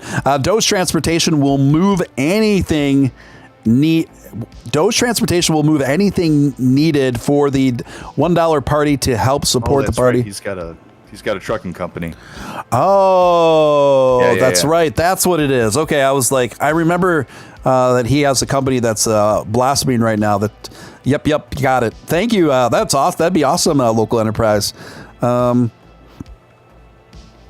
Maybe Elon Musk will contribute. Yeah, you know, if Elon Musk found about it, maybe he would come also. That would be the biggest like shocker guest appearance of all time. Yeah. If Elon showed up to the dollar party, I think that would be hilarious, and we would have to like. It would have to be secret. I was just about to say we wouldn't be able to tell you guys until like the day it happened. But that would, you know, we've got. I think we all know the devs to some degree. And they have some sort of contact with Elon to some extent, if he knew about a party that was happening when Doge hit $1, I'm sure that, we might be able to make something like that happen. Yeah. Sliding Edge coming in with $5 super chat. Thank you, Sliding Edge. This feels cathartic. Feels good to be part of the larger community. We laugh together, we build together, and soon we'll Doge party together. Yes, we are gonna have our own million Doge disco, you guys. And you know what? It's like this has been a learning experience for all of us, frankly. And I have to say, just for clarification's sake, and I said it last night, but again, I sent out a tweet shortly after I invested my $350 in Upcoin. And I put out a tweet basically endorsing Upcoin solely, ironically, on the basis of Upshod's character and how much I respected him as a person. And obviously, I got Upshot, guys. What can I say? I got Upshot. So I was wrong. And I had since deleted that tweet. And I apologize if my endorsement of Upcoin through that one tweet ended up causing anyone to invest. It's my apologies. I was just caught totally flat-footed, like many of you guys. I was duped to a degree. I didn't think that he was capable of doing something like this. It just never occurred to me that it would shake out the way it did. But this has been a learning experience for all of us. And I think it's also a good time for those of us who are bullish on the Doge. And I know there's also people that watch this show that may not necessarily even be into Dogecoin. I get messages from people that say, I don't even care about crypto. I just like watching the show because I think it's fun and funny. But aside from that, those of you who are invested in Doge and love Dogecoin like I do, I think it's a great time to just rally back the community, get everyone on the same page. Let's just let's just get the positive vibes going again, and let's just put this Doge momentum back on track. What do you say, guys? Big agree. Right on. Yeah. Another story I wanted to cover quick is just a little short story here that I was amused by in relation to the Cybertruck. So the Cybertruck's getting ready to make another make a breakout onto the market for people to actually purchase throughout the entire country anyway. And the reason why I'm bringing this up because Elon's comments today about the Cybertruck. I am personally very fond of the Cybertruck. I like it, and what I love about Elon Musk is when he says stuff like this. I just think it's a bit edgy and it's funny. So this comes courtesy of Fox Business. The headline is Elon Musk admits Cybertruck could be a flop. So here the thing is about to roll out nationwide, and then Elon's statement is like, yeah, it could flop. He says, I love it so much, even if others don't, Musk said regarding the Cybertruck. Elon Musk on Thursday admitted there's no guarantee that the upcoming launch of Cybertruck will be successful. Musk made the admission in response to an op-ed titled, Tesla's Cybertruck will be the company's first flop, which argued the vehicle will likely miss sales expectations. So in response to that op-ed, Elon said, to be frank, there's always some chance the Cybertruck will flop because it is so unlike anything else. I really don't care, Musk wrote on Twitter. I love it so much, even if others don't. Other trucks look like copies of the same thing, but Cybertruck looks like it was made by aliens from the future.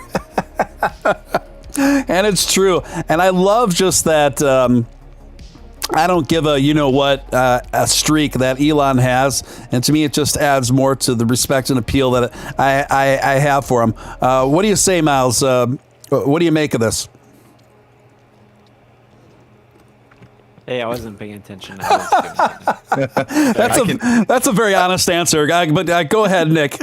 I can feel this one as, and actually Myles is equally as qualified because I know Myles is a big SUV guy. I'm actually contemplating buying my first SUV right now, which I've been looking at Range Rovers. I know Myles is a Porsche man himself. And I can tell you that I've listened to a lot of Cybertruck reviews from a lot of like really big, car enthusiasts. They had to decrease the overall size of the Cybertruck by 30% from what we saw. So the working prototype that we saw was 30% bigger than what's actually going to roll out of the plant. I can tell you almost verifiably that it's going to drive like a hunk of crap. It's just based off of the dimensions and like the physics of what that car shaped like and made it like. It's not going to have a good ride quality. But it looks super cool. I love the look of it. I think it's really cool. Unfortunately, I don't think it will be the greatest seller for Tesla. It's certainly gonna not drive incredibly well, but it's freaking cool, man. So if you have a pre-order for one and you plan on getting one, I would. You know what? I'm looking at SUVs right now myself. My first SUV. If I had a charging port in my condo, I would do it. Yeah. So you seem to think that the Cybertruck is going to drive awfully. It will. Yeah, 100%. Really? Yeah, it's going to have a terrible ride quality. And this is like something that's I'm not saying this based off of what I think. This is like what the automotive community has reported, but from like test driving and whatnot. I really like it, but I haven't obviously test drove it, but I love the aesthetics of it. To me, it looks incredible. It looks incredible. It looks like a combination of Blade Runner and like Mad Max. I personally, and it's that kind of design taste, and design taste is very subjective from person to person. I understand that. But for me and my personal aesthetics, I love it. I think it's super great and really surreal looking. And if I was a man of much more generous means of my income, I'd buy the Cybertruck for fun. Absolutely, regardless of how it handles. But it'd be cool to see it murdered out, like all blacked out. That'd be pretty. Totally. I agree. That would be cool. And there's also like converters you can put on the back to like sleep in your Cybertruck. Have you seen any of this, Nick? Yeah, there's like an extended cab that you can get. I'm waiting for, if it does come out and we'll say that Doge is over but by this time Doge is through $1 and I sell my condo and I get my first home. Maybe I'll put a charging port in there. And I could see myself. You guys know already that I'm working on a McLaren right now. I could see myself like Myles said, like murdering out a Cybertruck, putting it on Novatech lowering springs, swapping out the wheels, putting something crazy on there. I could see myself doing something like that.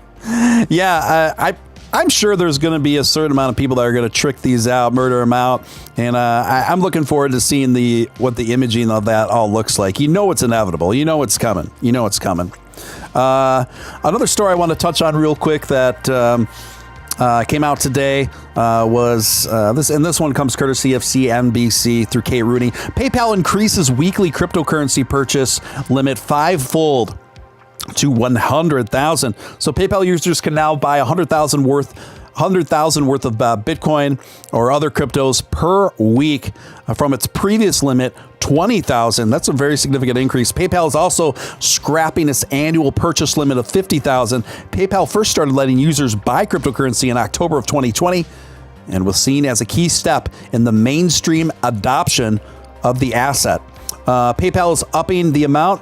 PayPal users can now buy 100,000 worth of Bitcoin. It's very redundant to what I just read. At this time, this move is seen as a significant step to bringing digital assets to mainstream buyers and fueled by Bitcoin's rally earlier in the year.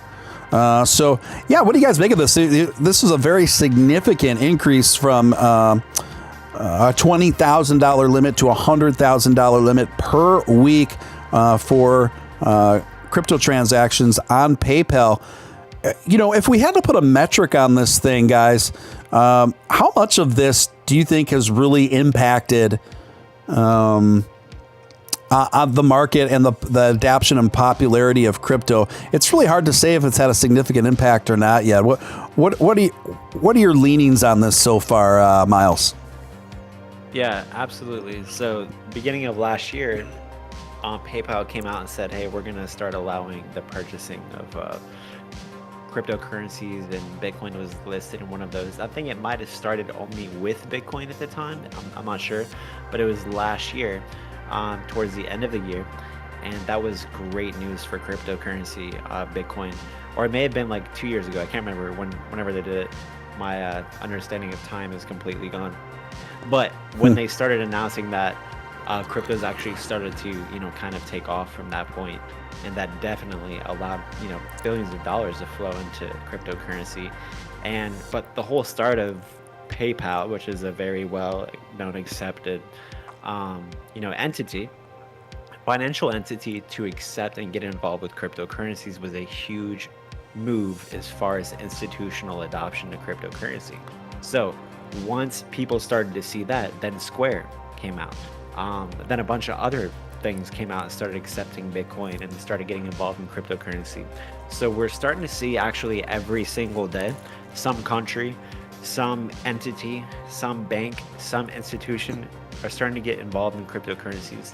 And not only are they starting to get involved in cryptocurrencies, they're starting to now get involved into Ethereum, Dogecoin, some of the altcoins. And then the adoption of the altcoins is going to even be further. And that shows you, the adoption is about to take place. And that's the thing about cryptocurrencies. There's, on one of my videos, it's actually a guy on Twitter, and there's a growth curve. And he compares the internet growth curve with the cryptocurrency growth curve. And they're saying that there's similar growth between, when the internet started coming out, huge, everything is built upon the internet now. And there's very similar things as far as the growth curve compared from cryptocurrencies to the internet. So that is actually taking place right now, but the growth curve is actually much greater, much faster, much bigger for cryptocurrencies, and it's only going to continue to do so. So each and every week, as far as time will go on, especially in the next coming years, there's just going to be more continual adoption. When there's more continual adoption, there will be more billions, there will be more trillions, potentially quadrillions of amount of money being put into cryptocurrencies. Cryptocurrencies is the future of finance, and there's going to be a massive gravitational shift. So us getting involved in cryptocurrencies now is similar to getting involved in Netflix when it was a couple dollars a share, or even more so. It's like getting involved in Amazon before it really takes off, but it's going to be even way greater than that. It's just a comparison to really show you where cryptocurrencies are going to be. So our little $5,000 investments, $10,000 investments, some people have more money, even less, whatever it is, in 3 to 5 years from now is going to be a very substantial amount of money. And not only in 3 to 5 years, if you look at 10 years down the road, Ethereum could be potentially millions of dollars at that point. Bitcoin, of course, millions of dollars, and other cryptocurrencies. Who knows what will happen to Dogecoin and some of the other cryptocurrencies as well. Yeah, really well laid out, really well stated, Myles, and thank you for that. And that is overall my general perspective on this as well, to a certain degree, especially when you're looking at our top 10s, even up our top 20s. Most of these, in my opinion, are safe long-term investments if you're just willing to forget about it for a while. And Ethereum is definitely one of those. And I think if people just have the patience to wait all this out at least a few years, I certainly think your future self is going to thank your 2021 self. I'd like to go ahead. By all means. I just want to piggyback on this one here. I believe that the current mass adoption cycle that we happen to be in right now is partially responsible for the floor of Bitcoin and most major top 10s not completely falling out, which is characteristic of what has been going on for years now. So we've seen these crypto cycles happen over the past, every 2 or 3 years, we see a pump, major pump, and then it falls way back down. But as we're all seeing right now, the floor for the most part is pretty much being held. I mean, we've got some downwards movement, but we got some up, we're just kind of hanging in this spot. I believe that is due to the fact that PayPal, like many of these companies like PayPal, are now offering crypto to the general public in a very easy to use way. My mom actually came up to me the other day and she's like, I just saw this thing on my PayPal app that I can buy Bitcoin. I'm like, okay, if this is happening now, yeah. Now we're getting to the point where it's like now anyone can do this. It's not just people like us who are maybe a little bit technical savvy. And I wholeheartedly believe that is a major contributing factor to what price action looks like right now, because we're in such a weird spot. Crypto typically goes up, has this massive pump, and then shoots right back down and then stays dormant. And we're in an area right now where we're almost in price discovery still, in the sense that we've shot up, we've corrected, but we're moving sideways. We haven't lost all of these gains, which is very typical of the crypto markets overall. And I believe that a major contributing factor to that is the fact that a lot of these companies are now offering it just to everyday moms and dads and everybody in between. Yeah, we are seeing right now. I believe we are in the process of seeing the adoption of cryptocurrency really just be mainstreamed to levels would never to levels and areas and sectors we've never seen before. And obviously, these are the types of moves. This is the kind of trajectory that's really going to start having an effect on the market.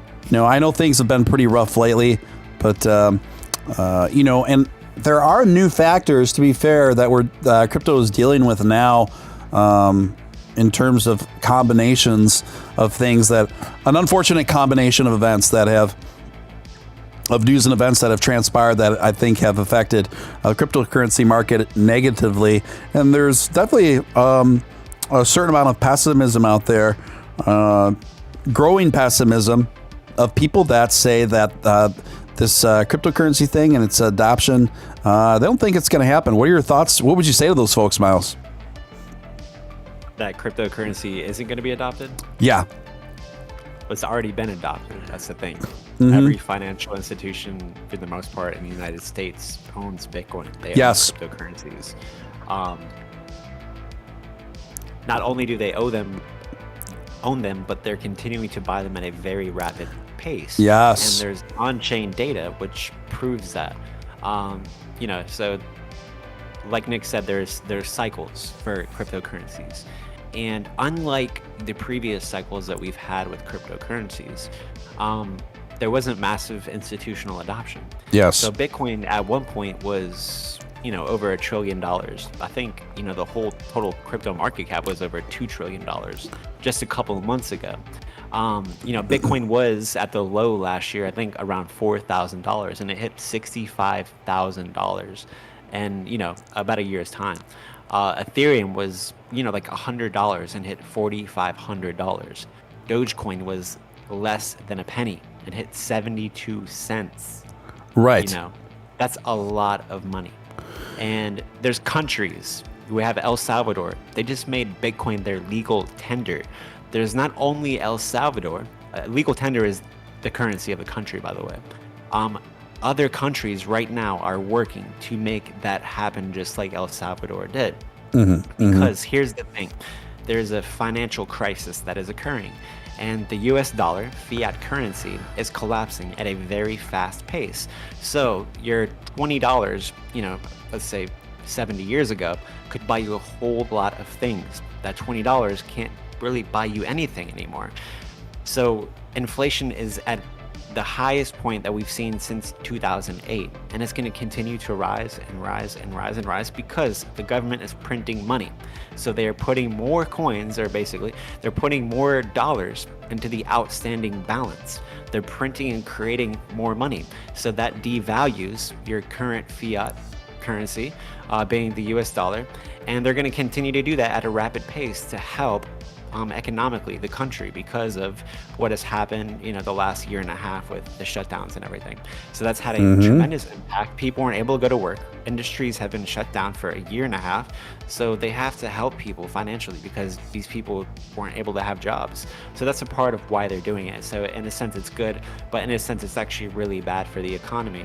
But even without all of that happening, they can still continue to print money, and they're doing it at a very fast pace. So what happens is the US dollar depreciates on average about 15% a year. Yeah. That depreciation is actually much higher the more money they print. So they've been printing trillions of dollars, so that how you say you have $100,000 in the bank. Yeah, it still says you have $100,000. Nobody's going to take that from you. They can't take that from you for the most part. But the value of that $100,000 is being taken from you through depreciation. So what's actually happening with cryptos is the reason why people are investing in cryptos and why people are adopting and why there is going to be adoption is because cryptos, especially Bitcoin, for example, appreciates in value. And Bitcoin is the best asset on average of the last 10 years. And on average, it appreciates by around 200% every single year. It outpaces gold, it outpaces real estate, and not even to mention Ethereum and some of the other altcoins, which actually far outpace Bitcoin. So the interesting thing about it is Bitcoin is also deflationary. So there's a set amount of Bitcoins. Bitcoin was created because of the financial crisis in 2008, because they can print money and do this or that, but they can't print more Bitcoin. There's only 21 million Bitcoins that were ever created, ever will be created, and whatever will be put into the outstanding balance. But the US dollar, they can continue to put unlimited amounts. There's other cryptocurrencies that aren't deflationary like Bitcoin. Dogecoin is inflationary. So there's basically an unlimited market cap for Dogecoin. But the thing about Dogecoin is the inflation rate is much less than the US dollar. And not only is Dogecoin inflationary so that there's unlimited market cap, but it appreciates in value. The US dollar and fiat currency does not appreciate in value because it's not pegged or, put upon something like gold like it used to be.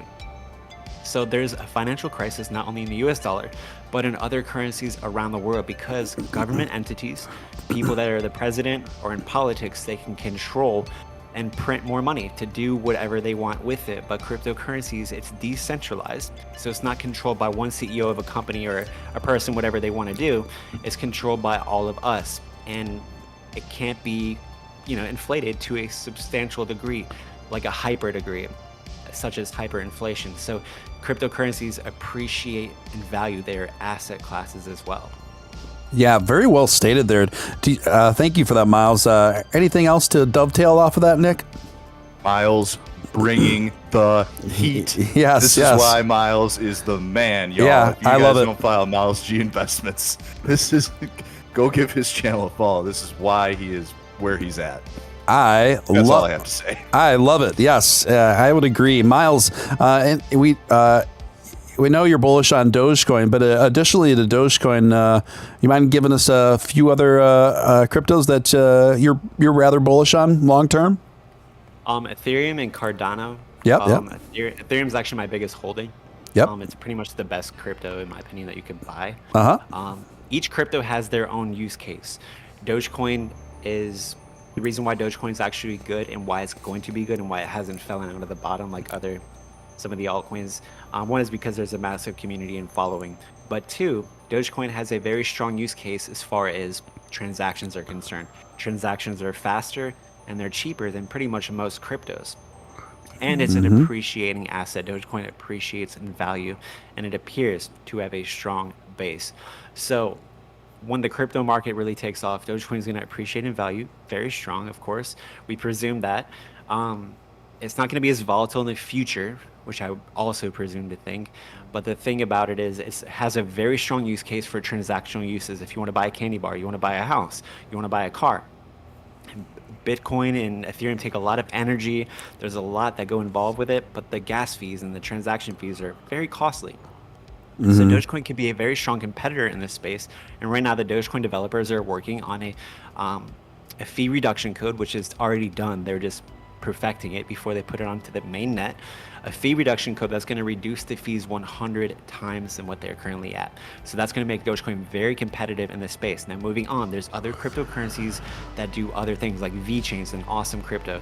It's involved with supply chain and like tracking items, making sure they're not fake and they're not counterfeit, things like that. There's a lot of really good cryptos for what they do. Ethereum is pretty much going to be like the base layer of a lot of cryptos. There's like 100 other cryptos that are run upon the Ethereum blockchain. Ethereum is a blockchain network, and it's also a smart contracts platform, so that businesses smart contracts can be executed like NFTs. Most of the NFTs are run on the Ethereum blockchain. So Ethereum has a very strong use case. Bitcoin is like digital gold. It's just a store of value. That's pretty much it. It can be used like with the Bitcoin Lightning Network for transactions. Fast transactions are cheaper, this and that. It can be used for that, yes, of course. But it's more a store of value. Ethereum is a store of value, and it has a use case for decentralized applications, for NFTs, smart contracts, and a bunch of other things. So in the future, Ethereum is going to be kind of like the internet almost. It's like everything is going to be potentially built upon the Ethereum blockchain. Businesses, banks, so many different things can be built upon Ethereum. And Cardano is a competitor in this space. It's a blockchain network. It's also a smart contract platform, and the founder and one of the creators of Cardano was also one of the founders and creators of Ethereum. So he moved over and is like, okay, I think I can do it better. Right. So Cardano is going to be a strong competitor in this space.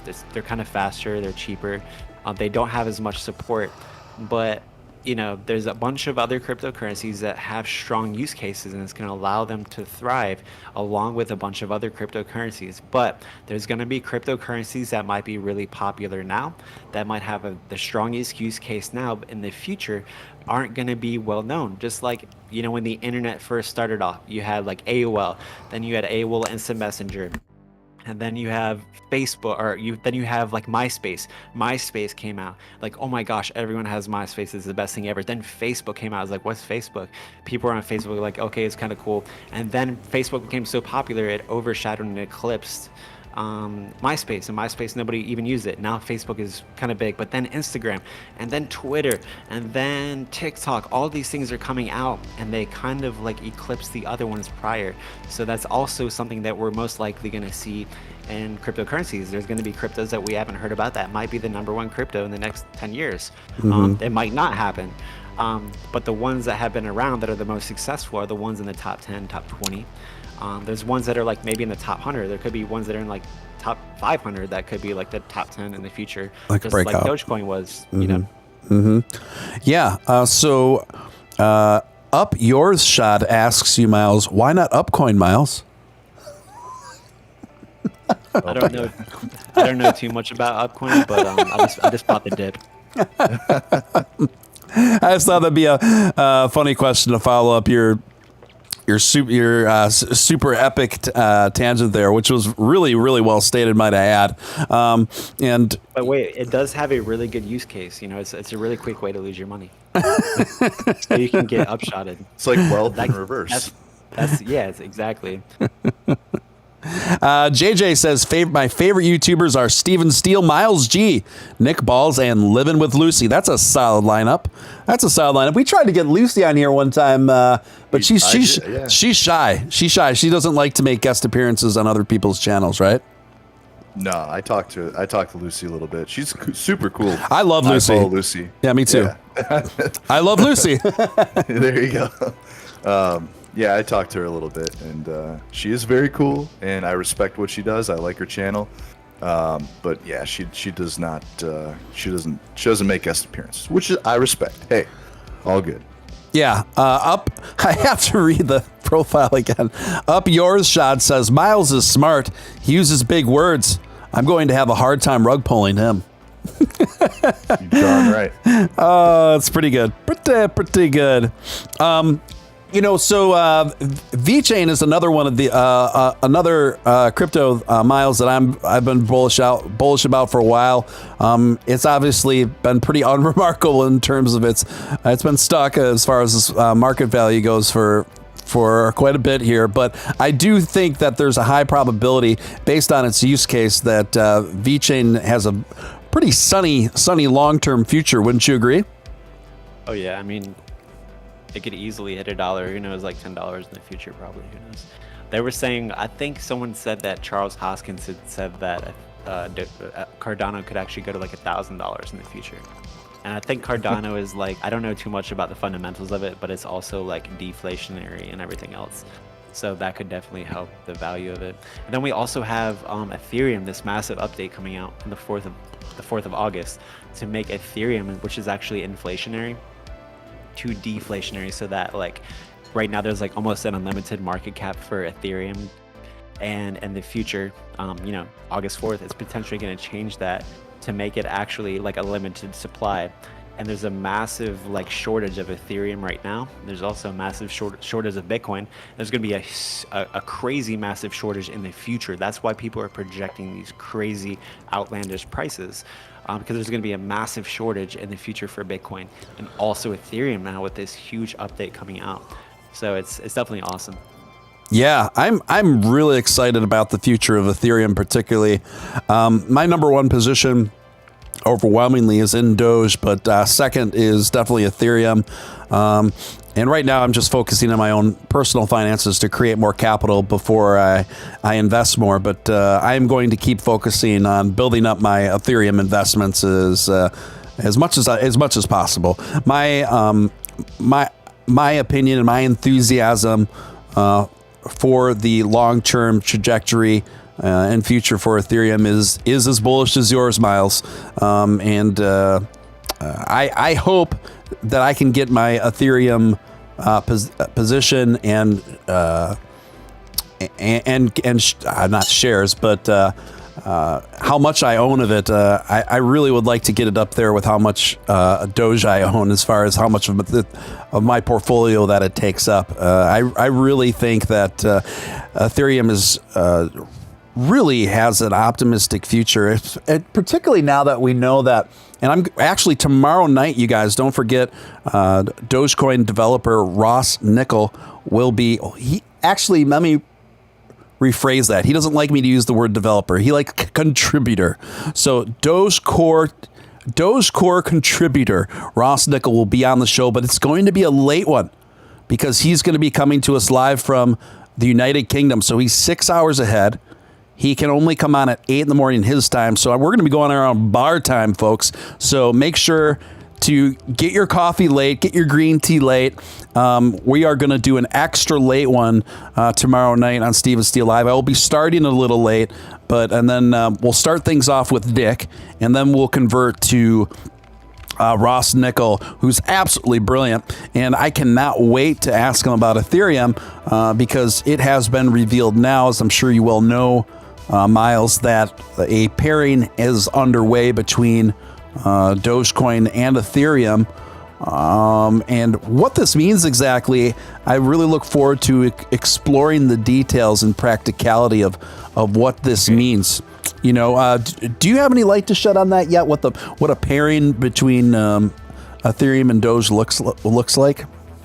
Yeah, I actually spoke to Ross on Twitch kind of about that. Yep. But basically what it is, this gets some very technical, like programming, like crypto language, which, I barely know much about. But basically what they're trying to do is called scalability. Yes. Where like they can work with each other so that Dogecoin can actually run on the Ethereum blockchain, and also smart contracts of Dogecoin run on Ethereum, so that like you can, without having to like really change much of Dogecoin, you can actually just use Ethereum smart contract platform to execute and use smart contracts on Dogecoin. So whatever that means. But it's definitely, it's a very strong technical understanding, which can be very difficult. So like, most people that understand that are like programmers and things like that. So, but also, I think you even mentioned it, but the Lex Fridman interview with Vitalik Buterin, one of the founders of Ethereum, said that he thinks that Dogecoin will actually be like number 2. Did you say that? Mm-hmm. Did you requote that? Yeah. Yeah, that's amazing. That's great to see. Yep, the founder of Ethereum saying that he wants to work with Doge, he's looking forward to it, and that he thinks that Doge could be number 2, like, or like number 3, crypto in the world. Yeah, That's actually profound. Yeah, he said it. He said at least number 3. Yeah. That's so. amazing. Yeah. I thought that was absolutely incredible. And it was really revealing in the interview too, just how bullish and how enthusiastic the Vitalik Buterin is about Dogecoin. And so it's really funny to me to see these Bitcoin maxi types still just discounting Dogecoin as, solely a joke project, solely a meme project, and not anything more. And I'm like, you guys, like this, I don't know how many times we have to keep going over this in circles with these folks. It's like, you do realize that Doge has been around since 2013, right? You do realize that even though it has a funny branding, it has very practical utility. And you do know that the primary creator at the very least, the secondary creator of Ethereum fully backs Doge, along with Elon, of course. It's just like, just given those things alone, to just write off Doge as just this this meaningless go nowhere project at this stage, to me, it just shows how out of touch some of these folks are. I mean, it's ridiculous. And another thing I've noticed too with the Bitcoin maxis is like, I don't hate Bitcoin. I love Bitcoin. I own Bitcoin. It's just like, it's like the hatred is really one-sided, It's like the football team. But Yeah. like, even speaking about like Ross Nicole, the guy you're gonna have on your show tomorrow, a lot of people like in the Twitch stream were like asking him, hey, like, what's up with like Elon? Is like he actually like working with Dogecoin? And they were like, well, do you think like Dogecoin is a good investment? Is it gonna go up? Like, what about this and that? He's like, well, you guys should ask Elon about that. But he actually said like, yeah, there's to a degree of confirmation. Like, Elon is working with us, but like, he's not us, but he's a separate entity, and they're working together. So, I think Elon's sending people their way to help it get developed faster and better. So I think it's like his own pet project that he's definitely not going to be throwing away. And he's using his power, he's using his influence to help to progress, Dogecoin. Yeah, correct. Nick, you have anything to add on this one?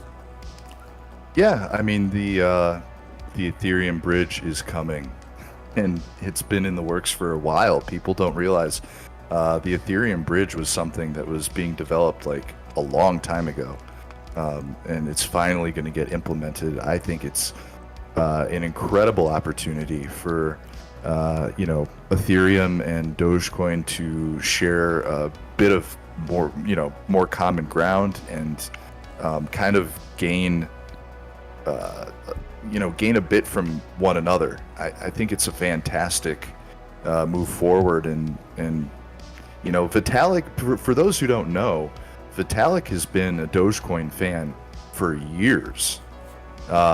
He used to wear Doge gear to all of his appearances and stuff.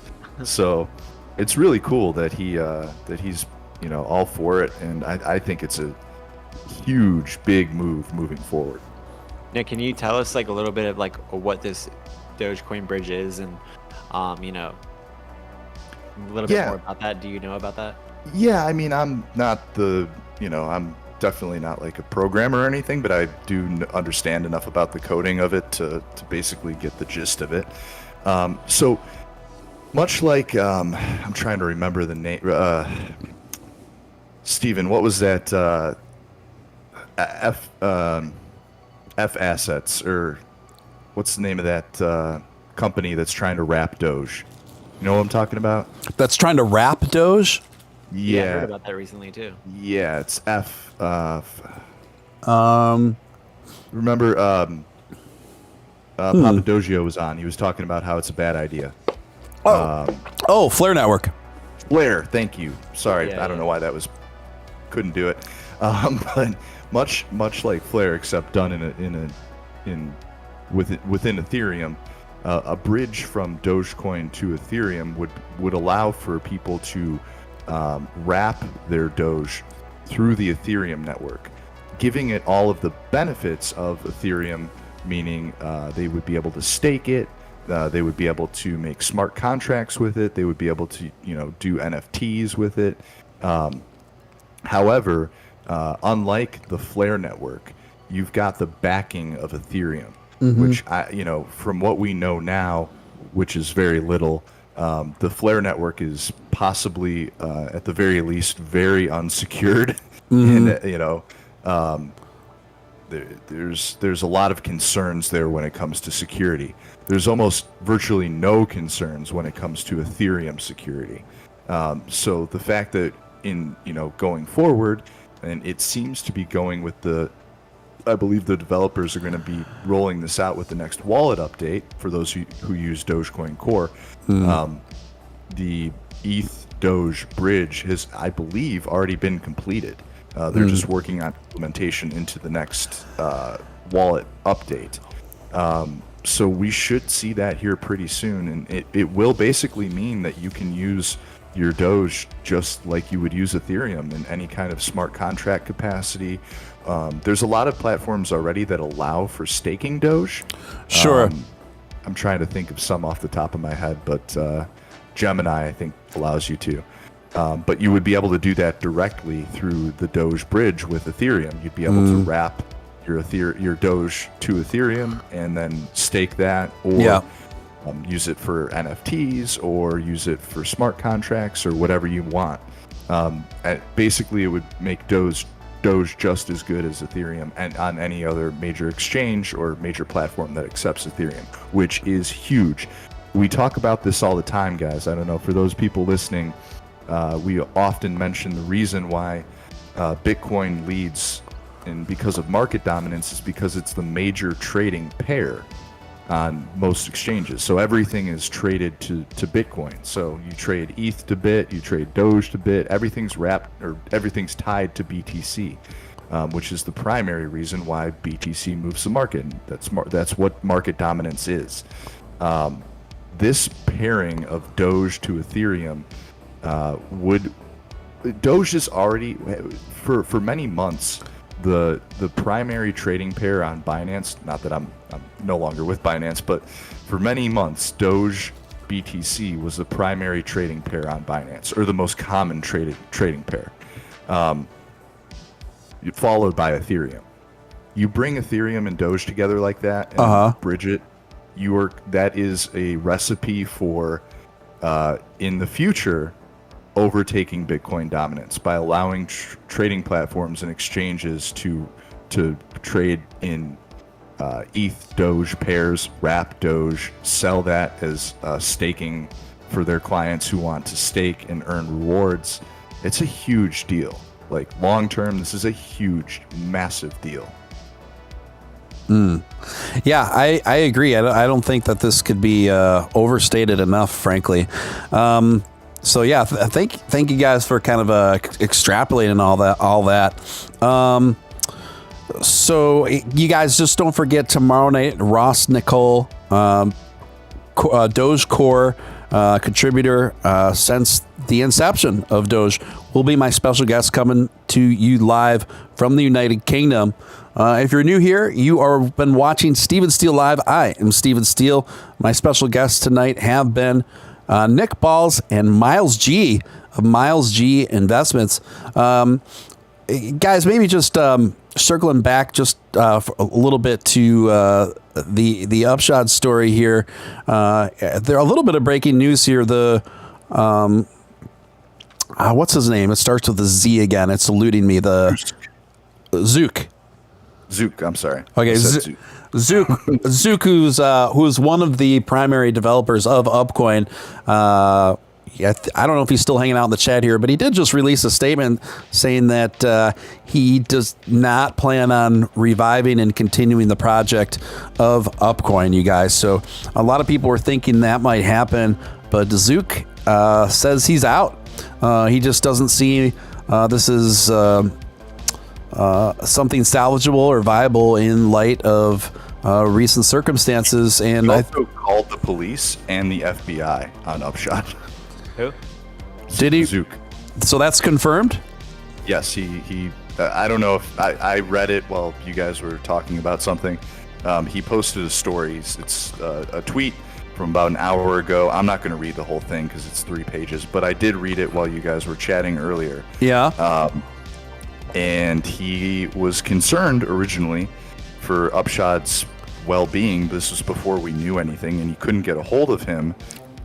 He got he obviously he had his personal information, his phone number and whatnot.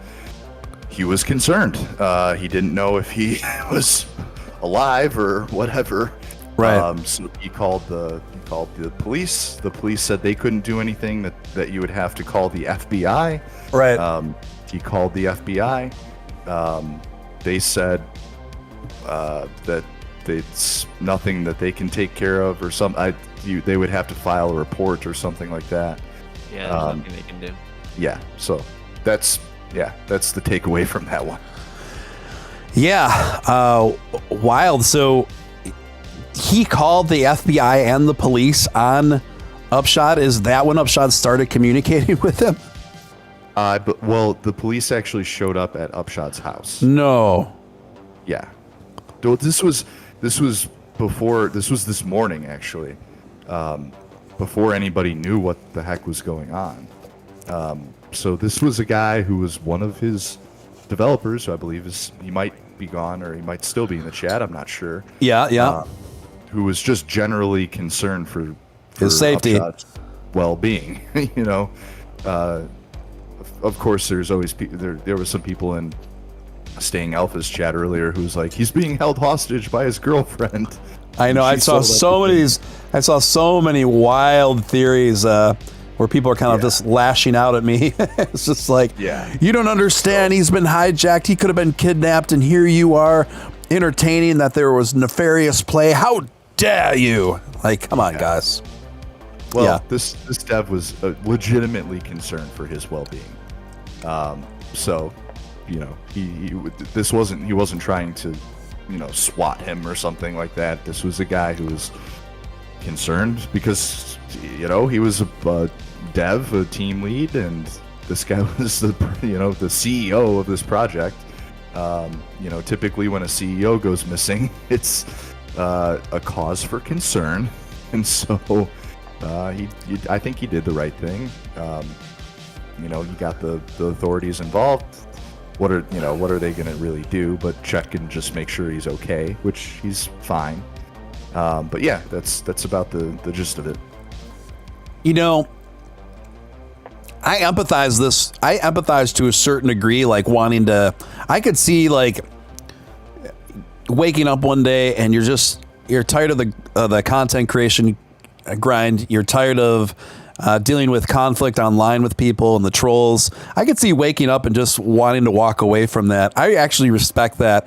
If Upshot woke up tomorrow and deleted his YouTube, deleted his Twitter, and was just like, I'm done. I'm just done with this stuff. I need to clear my head, focus on other things. I totally get that. I totally get that, actually. The problem is there were so many people who lost lots of money. And those people were betrayed. They were let hang out to dry, man. And these are people that believed in his project because they believed in him, essentially. And just to walk away from all the people with all those losses. I was looking in the Upcoin Telegram group. It was sad. They banned me from there, by the way, for posting the screenshot. You don't say.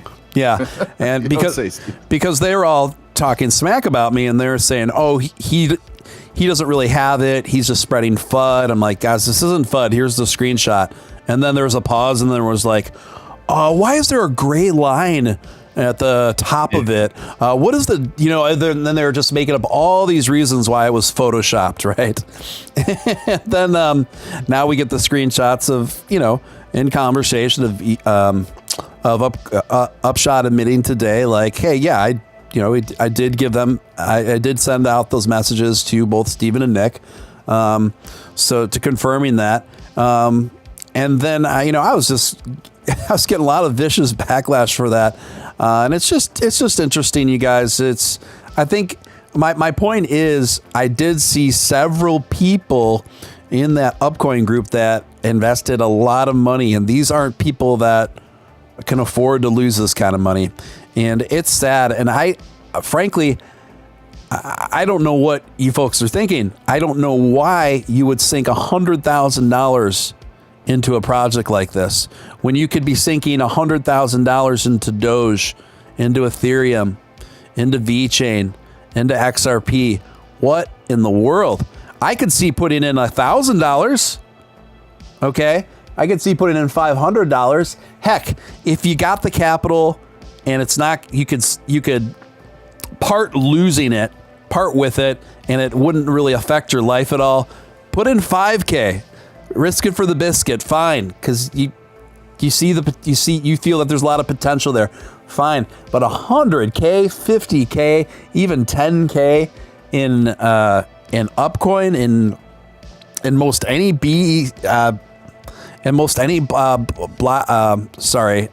Binance Smart Chain coin.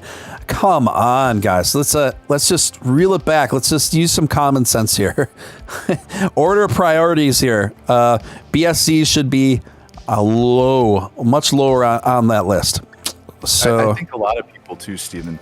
A lot of people, you yourself, I know for a fact, get a ton of backlash for even mentioning stuff like Upcoin or any other BSC or ERC20. Yeah. Well, there comes a point of personal responsibility in your investments. Right. Everyone in this chat, everyone in this space is responsible for their own damn money.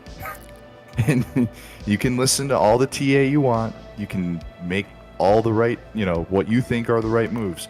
But ultimately, what you do and decide to do with your own money is your business. And that's the great part about freedom, is that we get to choose what we do. We get to choose what we talk about. This is why we live in America, damn it. And, right. We get, if we like a project, and we all, by the way, we all loved Upshot, Right. We all thought very highly of this man. So, we chose to converse with him about this project. It didn't pan out. It went south. Yeah. And this is going to be the story from time in memoriam of these BSCs and ERC20s. This is going to be happening for a long time, people. So get used to it. But it's your money, and only you are responsible for that money. There is no one else that you can go to blame. It's unfortunate. I feel so bad for people who lost money. But if you put $100,000 into a 2-week-old BSC token, you got to take some sort of personal accountability, because that is insanity. That is craziness. And there's a point where I can't feel bad. Yeah, I know. It's just investments of that size on projects like that just defy all realms of common sense, and something that I've strongly advised against from the beginning, guys. So, yeah, just please, for the love of God, be careful out there. Yeah, exactly. Well-trusted Upshot, and that's, to play devil's advocate, I think that's probably why the people that invested so much did, was because he just seemed like such a solid guy. I mean, he basically, I considered him kind of like the Mr. Rogers of Doge, and you never consider for a moment that Mr. Rogers is gonna pull something like this. It just doesn't occur to you. Let's see. Logan Paul, rug poll on Dink Coins, Steven Steele. I don't know. I think I know what you're saying, but just try to rephrase so it makes sense. But I think I know what you're saying. But I wouldn't mind, addressing. Steven Steele, did you see Graham Stefan feature your channel today? Today? I did see him feature it a couple days ago, but did he feature it again today? I think it It was yesterday, I believe. Oh, yesterday. Yeah, I did He see actually that. said your name too, which is better than CoffeeZilla. CoffeeZilla did put your mug up there, but Graham's big shout out to Graham Stefan. Yeah, he actually gave you a shout out. Yeah, big shout out to Graham. I'm a fan of Graham's work and generally what he does, and that was really cool of him. So yeah, he used excerpts from the video with the CEO of Dink Doink in his video there, and CoffeeZilla used excerpts from that video as well. So it's definitely made the rounds, to say the least. And I feel like it's not going to be the last time something like that happens. Basically what I do, I don't mind giving different people platforms, even new BSC CEO projects platforms from time to time. But I try to be careful how I do it in terms of I ask anyone that's promoting a new project on here tough questions, not softballs. Of course, we also have fun on the show here. I want my guests to feel comfortable. But, if your project's a crypto project and involves you looking for people's money and investors, I'm going to ask some tough questions, and people can make up their own minds based on the answers of that. I don't really feel it's my role to assert myself and be the judge, jury, and executioner on what specifically is a scam, is a rug pull, is this, is that. I just really don't feel that's my role. I feel most comfortable in interviewing people, giving them the benefit of the doubt, and letting people decide based on the answers and information presented to them.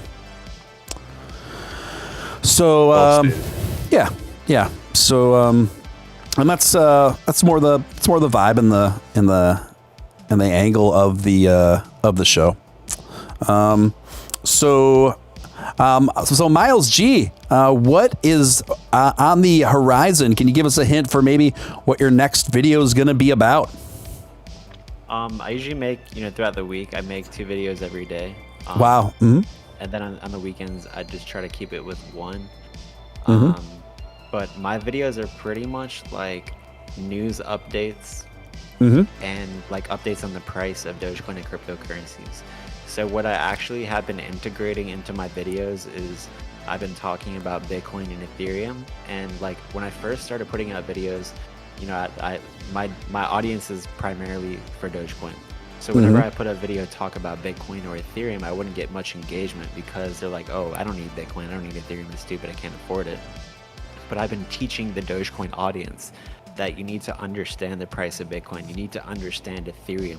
These two are very important as far as understanding where the price of Dogecoin goes. So if you watch the Bitcoin chart, if you could stay up to date with Bitcoin news, you will actually know when Dogecoin is going to go up. You will be able to see before it goes up, and you'll understand time frames of when we can expect to start to see the price of Dogecoin go up. Because when Bitcoin continues to go down, Ethereum continue to go down, and Cardano, but primarily Bitcoin and Ethereum, and most of that Bitcoin right now.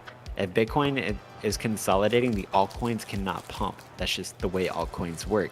When Bitcoin is pumping hard, then money and retail can start getting into altcoins, and that's when the altcoins can pump hard. That's why Elon Musk tweets, even though they're amazing tweets for Dogecoin, aren't really doing much. And really good news for Dogecoin, or really good news or really good tweets for the Elon Musk with altcoins and cryptocurrencies aren't doing much because we're in a bearish market. So if you want to understand where Bitcoin can go, or if you want to understand where Ethereum, especially Dogecoin, for instance, can go, when it's going to do this and that, you have to understand and study Bitcoin, because Bitcoin moves the entire market, like Nick earlier said. Yeah, well, go ahead. Sorry. My next videos, my videos are just pretty much updates, and I do teach people technical analysis. So there's 2 types of investors. There's actually 3, but there's 2 well-known types of investors. You have fundamental investors and you have technical investors. Fundamental investors are people that they invest into something because they understand the fundamentals of it. The fundamentals of a cryptocurrency. We'll take Bitcoin, for example. We can understand that, okay, Bitcoin is a good investment because there's only a set amount of coins. There's a shortage supply of Bitcoin. Institutions, countries are buying it. and people are going to continually adopt Bitcoin, so the price of it is going to continually go up, and this and that. We understand that's called the fundamentals of something. Yes. Ethereum, we understand the update EIP 1559 is coming out August 4th. It's going to make it deflationary. All of these types of things. Dogecoin is the fee reduction code, the smart contracts, the bridging. Those are fundamentals. And then you have people that they invest on those fundamentals and fundamentals only. And then you have people that invest pretty much with technicals only. They look at the price charts. They can see like a chart, like when you look at a stock chart or a chart of a cryptocurrency, especially if you zoom out, you can see patterns and you can see the direction of kind of where it's going. People that understand technical analysis like myself, there's actually patterns that when they play out in certain types of time frames, that there's a very high probability of a certain ending with that pattern, whether it's going to go up or whether it's going to go down. And especially when the market's bullish, these things are especially more accurate, especially when there's not a lot of market manipulation and price suppression. In my videos, I was able to call out at least 100 times before something broke out or was about to take off, and call to the exact number almost on the head. And you're able to do that, not that I'm smart or good at anything myself, but technical analysis can teach you where those things will most likely go. And a lot of the big money, they use fundamentals, of course, but the people that are controlling the big money within the big money, they are technical traders, and they sell at certain levels, they buy at certain levels, technical levels. And so basically technical analysis can give you more so than just understanding and investing into something because of its fundamentals, can give you and let you know when things are about to do this and that based on statistical probability and an analysis. So there's a stronger understanding, a more confirmed understanding with technical analysis. So you have those two types of people. But what I actually do is I incorporate both into my videos. Yeah. Teaching people fundamental analysis coupled with technical analysis, you can become the best trader and investor ever. So in my videos, that's what I teach people in all of my videos. Fundamental analysis, we talk about the news, what's going on with Bitcoin, what's going on with cryptos, and then at the end we look at the price. Okay, where is it going? Based on this price movement, it's looking bearish. It's most likely going to continue to go down. But there's other things, even with technical analysis, the chart can be 100% perfect, this and that, textbook definitions, but there's certain things that, of course, will override technical analysis, market manipulation, a piece of news coming out, a Twitter post. Those types of things can, of course, affect technical analysis. So technical analysis isn't 100% accurate. It gives you a statistical probability, a greater intellectual understanding versus just investing on your emotions. So if you use both of those together, you can be a good investor, just like I said. So my videos pretty much every day, we're just going to be about that type of stuff. Yeah, really well stated there. And I'm listening to you talk.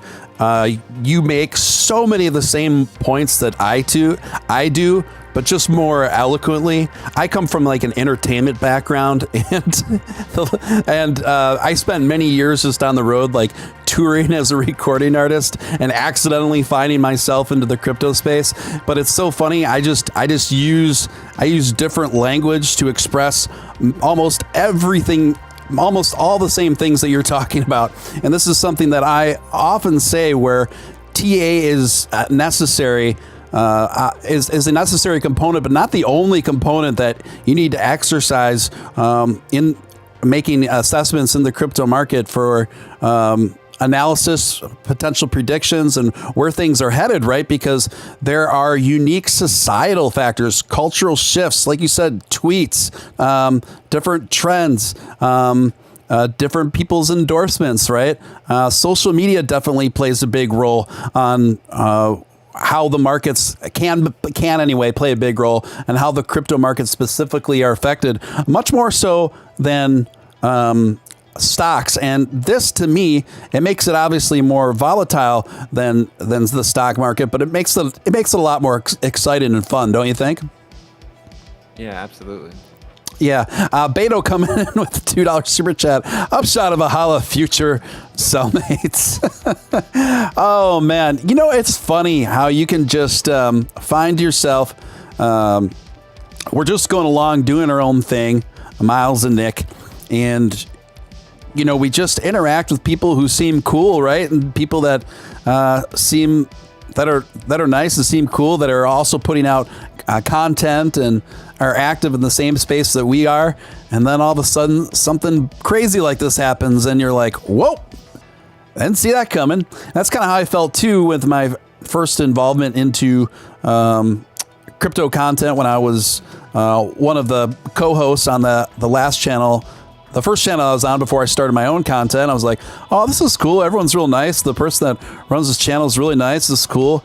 Well, then some kind of sketchy stuff started happening. And I'm like, what? I'm like, wait a minute. I didn't sign up for this. I don't like this at all, you know? And unfortunately, in the crypto space, that's going to happen. That's going to happen. That was one of the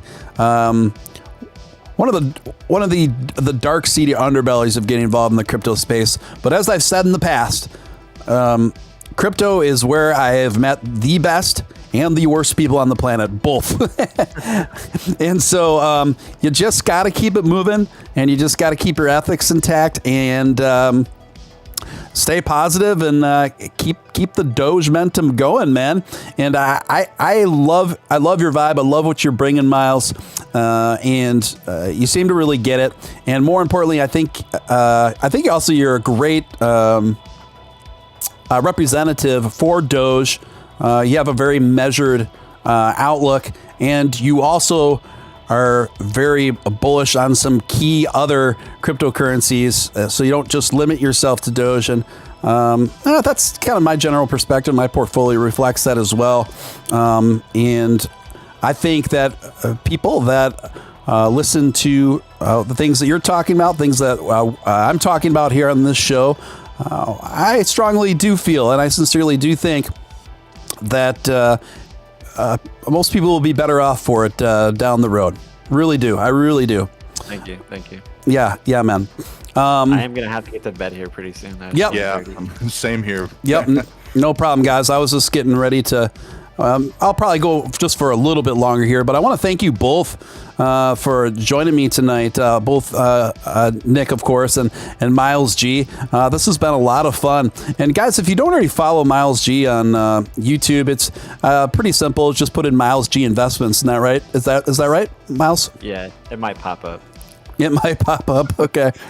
Yeah, and he's generally like half of my timeline on YouTube. Anytime I open YouTube, I see Myles' face like pretty much every morning. Yeah, and also you can find Myles G obviously on Twitter too. If you just start typing in Myles G Investments, he'll pop up there too in all caps. You can't miss him, guys. So Myles, thanks so much for joining us tonight. How about you come back soon? Yeah, definitely. And I would love to do. I haven't really live streamed on my channel. Yeah. I haven't done it in a while. I used to do it like almost every day. But I would love to have you and Nick on there, and we could do like a longer stream. People would really love that, and then there'd be, a big audience too. So that'd be really cool. Excellent, man. I am down. Let's work that out soon. Yeah, let's do that maybe next week, and we'll add like the video, and we can add like. Yeah. We can show Upshod's memes in the background. Yeah, we could do the best like Upshod meme features. Up memes, yes. Very good, Myles G. Thank you so much for joining us, man. And I'll talk to you soon. And also Nick Ballz, thank you so much for joining us and hanging out. This was a lot of fun. Yeah, thanks for having me, guys. Take it easy, and we'll catch you on the next one. All right, Nick. Thank you very much for having me. You got it. I'll talk to you soon, guys. Myles G Investments and Dogecoin millionaire Nick Ballz. Great to hear from those guys. Great to have them on as guests. Weren't they awesome? So now it is down to one, from the three amigos to the un amigo. Your man, real deal, Steven Steele, still coming to you live. Going into a little bit to the after hours here in my neck of the woods. It's about 20 minutes after the hour of midnight. If you're out on that West Coast, you are hanging at about 20 minutes after 10 p.m. And East Coast, you are headed into the twilight with 20 minutes after 1 a.m. If you're new here, I would like to personally welcome you. You have been watching Steven Steele Live. I am Real Deal Steven Steele.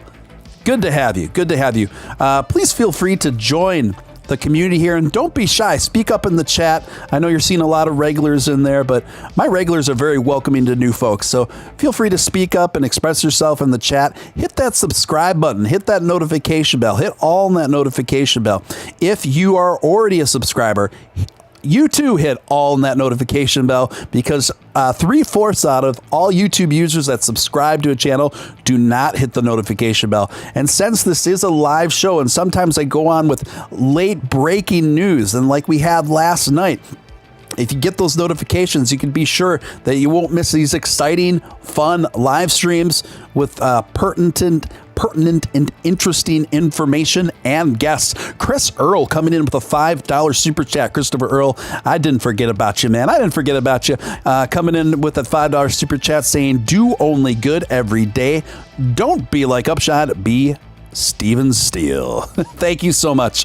I'm not perfect, but I do what I can. I thank you so much. I appreciate that. The Doge Leprechaun just walked in. I love that username, Doge Leprechaun. Seems like a good place. I like your channel, Steven Steele. Thank you, W. Wexenspee. I hope I'm pronouncing that right, but I appreciate it. I appreciate it, guys. So yeah, we covered a lot tonight. And I'm seeing if I got anything else in my notes. Just a moment here, guys. I am checking it out. Yeah, I don't know if I have much more to add. At this time, I do have my eye on the chat. So if you have any questions or comments for me while I'm on the air a little longer here, feel free to shoot those out right now. Because I'm kind of at the end for my structured show and things that I wanted to talk about tonight. So yeah, go right ahead. Super Duper Hank says, yeah, we like to hear from new people. I'm like, Upshot, we are not creepy. Yeah, you know, he's taking a lot of heat right now, and it's understandably so.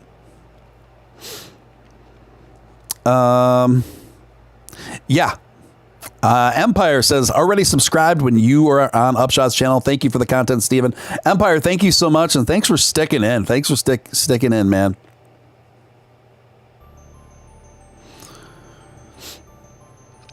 Low Roller says, Trevin James didn't go in prison since he... Trevin James didn't go in prison since he promoted BitConnect. Do you remember it, Steven Steele? Do I remember it? Do I remember the phenomenon, the legendary phenomenon known as BitConnect? Do I remember that? Well, ladies and gentlemen, of course I remember it.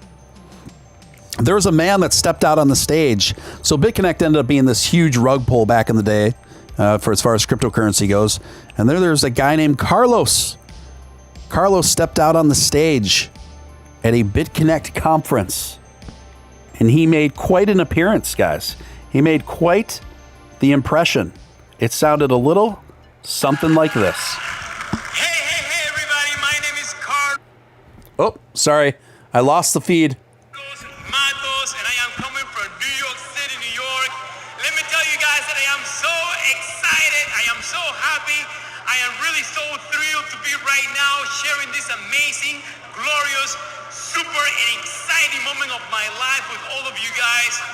And let me tell you that we are really changing the world as we know it. The world is not anymore the way it used to be. No.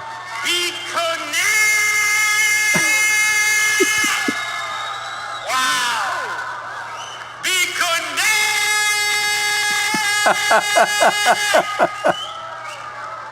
We are coming, and we are coming. And it goes on and on. I'm trying to find more of the highlights. It just gets more and more ridiculous. BitConnect!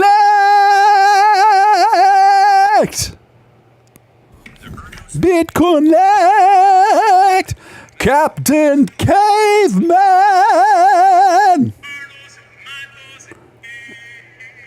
Oh, here we are. We're going to play one more from Carlos Mazos. This is how another part of it.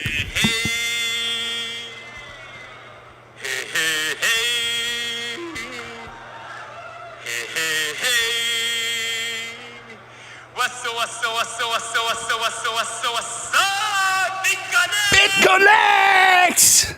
What do you say, guys? That's all you need to know. That's all you need to know. You know, maybe if Upshod came out with a follow-up video and it just had Upshod on, nobody else, and then all of a sudden he peeked his head up onto the camera and he went, hey, hey, hey, hey, hey, hey, what's up, Upcoin?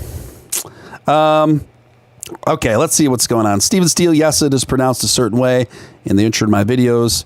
Wexen Spee is pronounced, okay, by a female, all right. Yeah, he was very, very hyped up. Kyle says, I hope any new listeners appreciate how hard you work to make these happen. I don't know many that do stuff almost every day.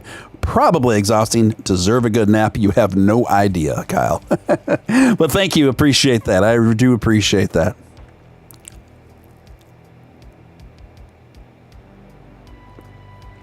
Yeah. So, you know, is one of these things where I think that Upshod, he got overwhelmed. He did talk to me and he was lamenting with me.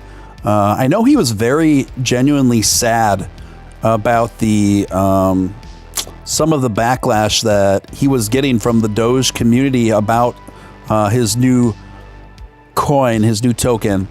And I think that really disenfranchised him, you guys. He was not expecting that. I think it really hurt his feelings. And for that, I really empathize. Because I was feeling really bad for him. And I could tell it really bummed him out. I could tell it was really affecting him, you guys. And I reached out to just let him know I was there for him and show support. And so I do think that played a significant factor in him getting out of the game. What's not excusable, though, is how many people's money was on the line and how much money was on the line. This really screwed a lot of people over. And as much as I empathize with what he was going through, you just can't do that to people. You can't do that to people. In fact, I think an acceptable outcome would have been for him to just say, you know, I got in over my head with this Upcoin. I don't want to be a part of it anymore. I'm just going to be a silent investor. I'm going to hand the reins of the project over to the dev team. I think most people, most of his listeners, most of his viewers, I think they would have been pretty empathetic to that. I think they would have been pretty understanding. Luminal, Steven Steele, have you taken away any personal lessons from this Upshod thing? The way he exited wasn't fair to you either. Will this change how you approach other influencers in the future? Great questions, and thank you for that, Luminal. Yes. For me, getting involved in the crypto space was an accident, frankly, as far as a content creator within crypto. And so a big part of the adventure and enjoyment for me, being a content creator, is interacting with other content creators and making new friends that I genuinely like as people. So I allowed that to cloud my judgment to the point where I let down my guard more than I should have in regards to the Upcoin project. So if going forward, as much as I may be fond of somebody as a person, I need to be exercise more trepidation, hesitance in essentially putting a sort of endorsement on a project, which is essentially what I did with one tweet. Now I wasn't like shilling Upcoin like crazy.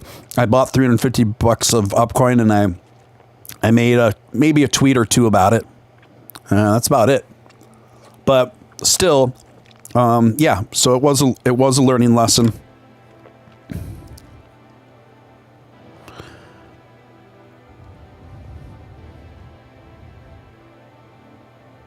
If he would have, Alan says, if he would have handled the exit in a different way, I would have respect for him, Steven Steele. Yeah, I think most people would.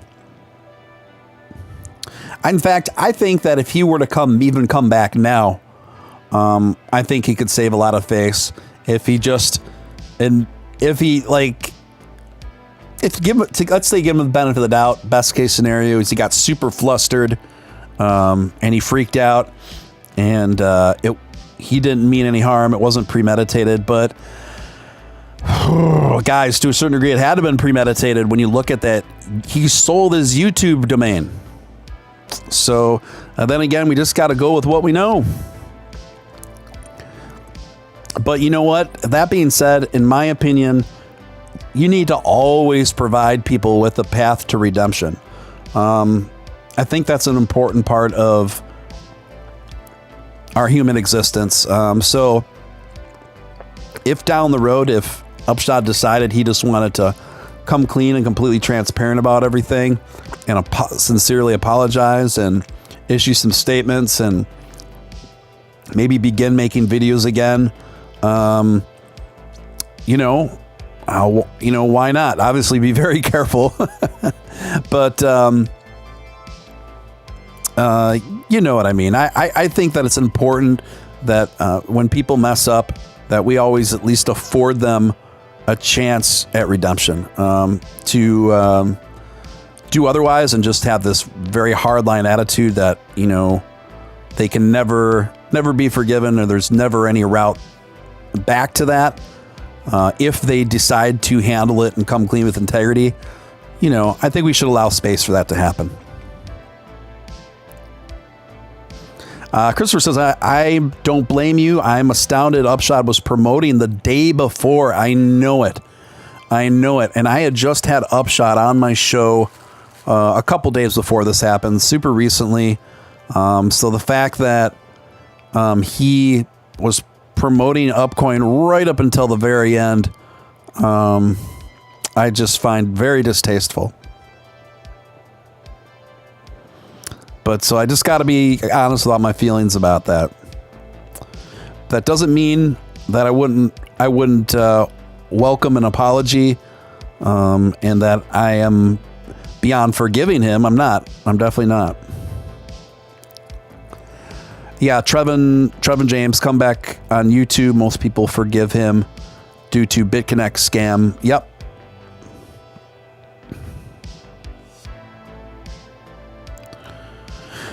D-Man says so far he's declined the chance to redeem himself. Well, so far that's true.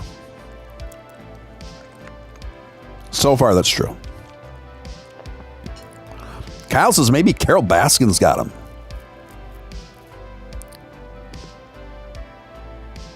Yeah.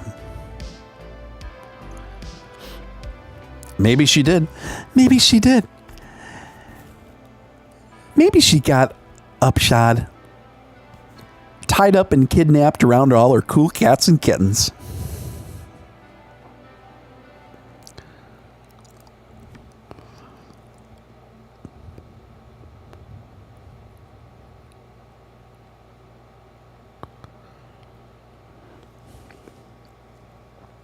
Yeah, I understand a lot of you guys are still angry. I'm not making excuses for Upshot.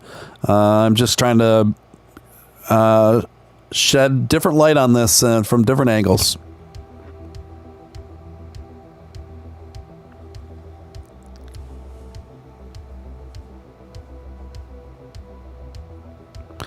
Upshot made hundreds of thousands and left the Doge community high and dry. Honestly, I think Upshot could have made upwards of up to $1 million. Celeste says any kind of word, email, call, text, short video, something. Still in shock. I know, Celeste. I know. I get it. I totally get it. I agree.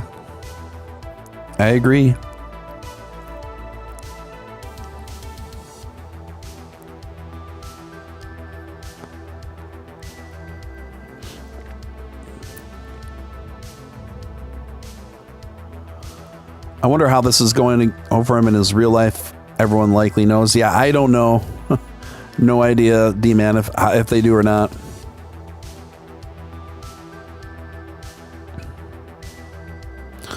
Why do you think he bothered with the post, "It's not a rug pull" on message on Reddit? Well, that was actually a screenshot taken from his Instagram.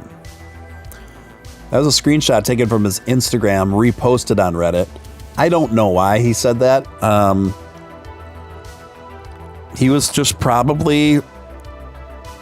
I think part of this was planned and part of it was spontaneous, and I think he was just kind of like playing out by ear. Like, he probably just had a lot of different thoughts on how to go forward, and that was one of his thoughts that he entertained. Josh Randell contends Upshot is completely innocent, fam. I'm not sure if that's sarcasm or he's being serious. Not sure which. I know there are a few people that still think that.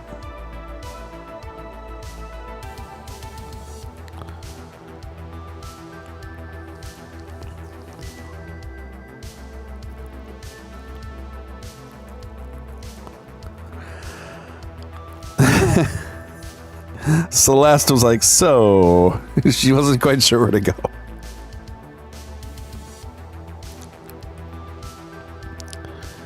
Yeah, it is unfortunate, Kyle.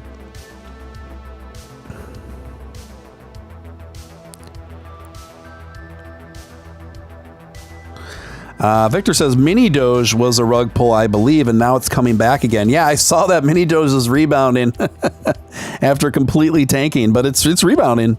I think baby Doge is rebounding after. I think both baby Doge and mini Doge, last I checked, were finally having nice rebound days today, so far anyway.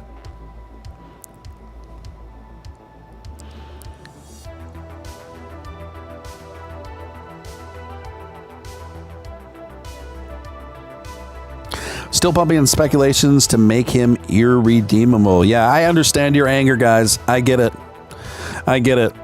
You know, people have asked me to start a coin many times. And to be honest, I entertained it. I briefly entertained it, but I never entertained it in any serious fashion. But I did have a developer come to me that's a very credible...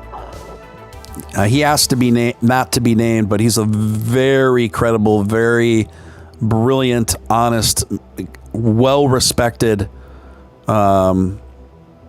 developer in crypto. Who, put it this way, he doesn't usually work on BSCs or anything like that. And we were potentially talking about doing some other coin that wasn't a BSC.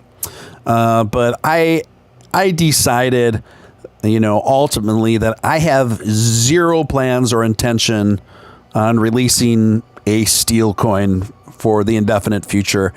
What I do have is I have definite plans, however, on helping to push Dogecoin to $1 and beyond.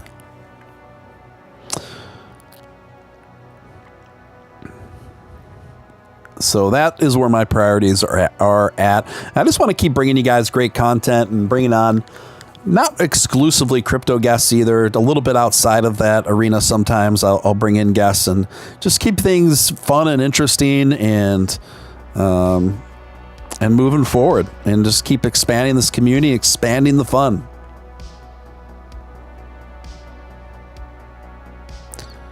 I will be making t-shirts. The reason why I haven't made any merch yet is because I thought it was a little premature. I just wanted to grow the community a bit more before I did that. So I'm getting there. I do plan on making shirts for men and women and zip up hoodies.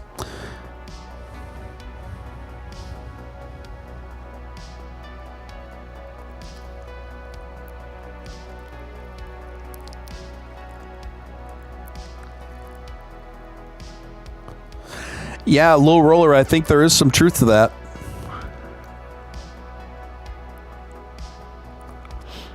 Who is Dr. Shell Bell? She's fighting everyone on Twitter defending Upshot.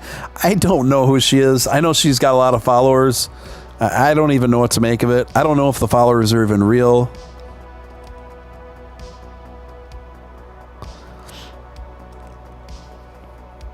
Oh, I know what you're talking about.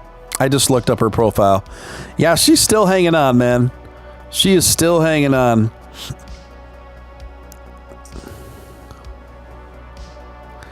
You know, and I'm looking at her timeline right now, and she's calling me out. Oh, yeah. This lady is something else. I think it's unfortunate. I think the case with her is I think she invested a lot into Upcoin and is still just in stages of denial. And instead of dealing with that, she's lashing out at me and blaming me for, a lot of the negative impacts that Upcoin has suffered. It's like that's some seriously misdirected anger there, honey. I honestly, I just feel bad for her. I feel bad for her. Sliding Edge, $2. Steven and Nick collab. Get your Steele balls today. Steve, did you buy any Upshod merch? Well, it's on sale. Myles G asks.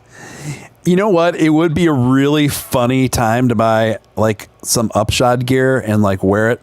It'd be a really funny time to do that.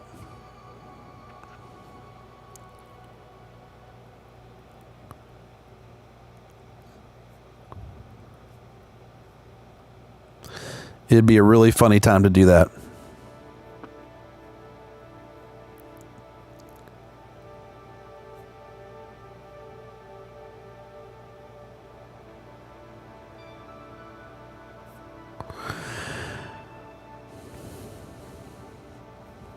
Let's see what's going on in the chat here. Yeah, we're going to have Myles G back on the show soon, guys. And then Myles and I'm going to be on Myles's show doing a live stream on there, I think next week.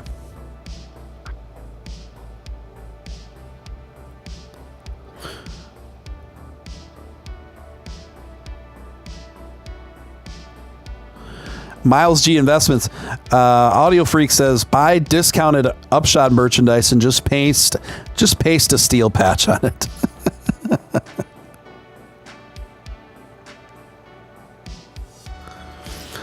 There's always one. Sure, I'll entertain the troll. Jake from State Farm. I hear you're in on it. Okay. Well, you heard wrong. And there's zero evidence to indicate that, like zero. It's funny how, I was the only show on the entire internet going live reporting on this thing in full transparency as it was unfolding. And it's amazing the amount of both praise and blowback and criticism you get for doing that. It's incredible. So on one hand, you get people that are still defending Upcoin and saying that I've been a bad friend to Upshot and that Upcoin's still alive and I'm fudding, and that the screenshots I posted of Upshot's last message to me were fake, etc., etc. On one side, you have those people, but then on the other side, you have people like Jake in the chat that are like, I heard you're in on it with him, and just because I went on his show and he went on mine and I considered him a friend, that somehow makes me implicit and just as guilty because of his actions, not mine. It's like, okay.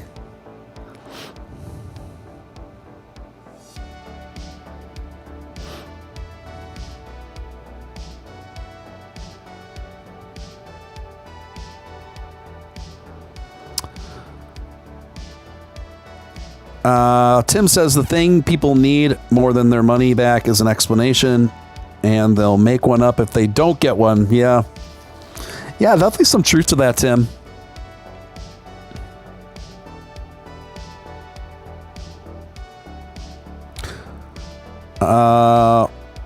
Wexenspy says his videos were slipping a few weeks ago. They seemed disingenuous. Yeah, I did notice a change in tonality over the last week or so on his videos. I did notice that.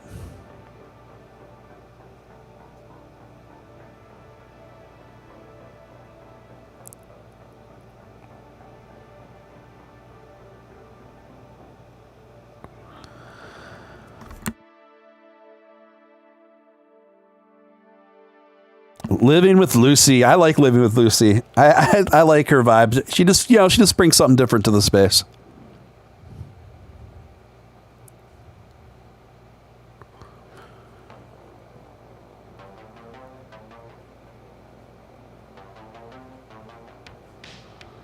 Yep, he sold his channel. He sold his YouTube channel.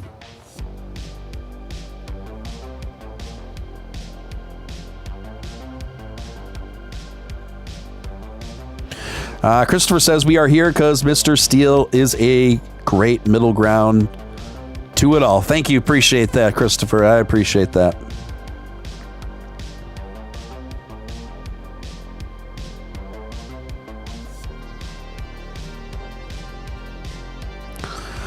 I hear you, David. I hear what you're saying there about the devs. Myles says, Steve, you weren't in on it. You were up. You were up on it.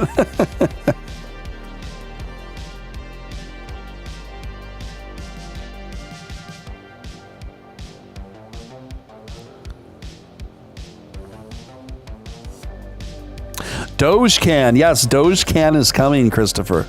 Doge-Can is coming.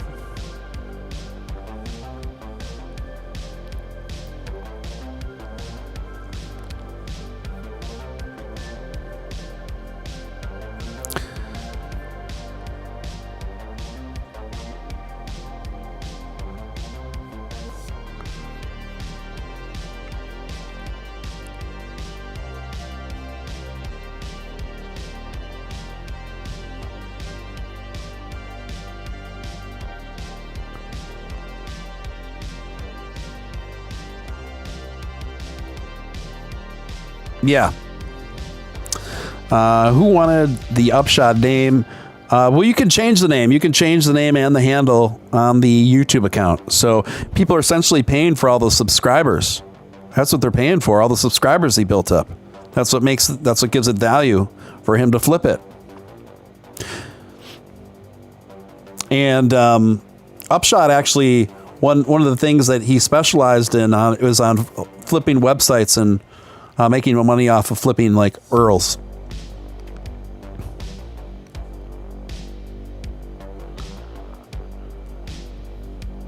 JP says this guy seems so wholesome, but it was all an act for him to steal from you all. I understand why people feel that way.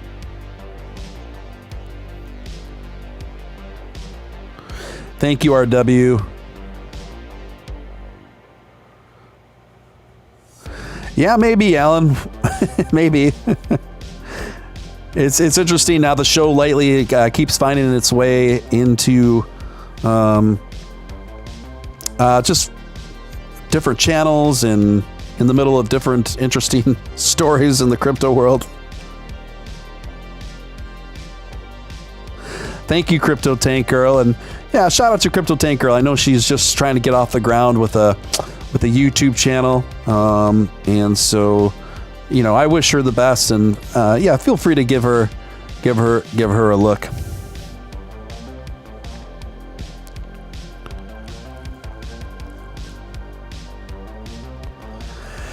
Nerd Shaman, thank you for the $3 super sticker.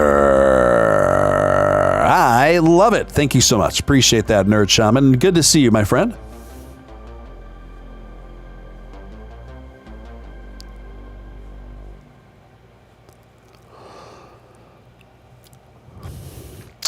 Why did he stop his social media? Because he's done. He's done. He checked out, you guys. That's why.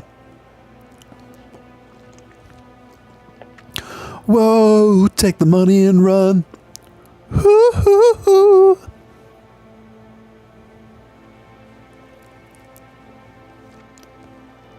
But I will say that I think it was a multifaceted reason why he checked out. I don't think it was strictly a monetary one.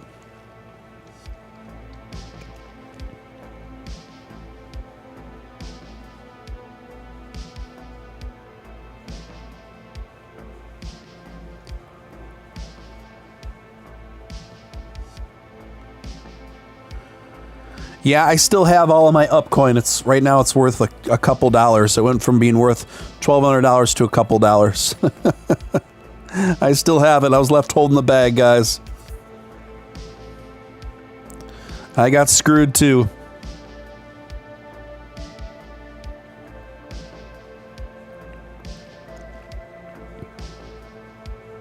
Thank you, Nerd Shaman. Appreciate it. Appreciate it so much.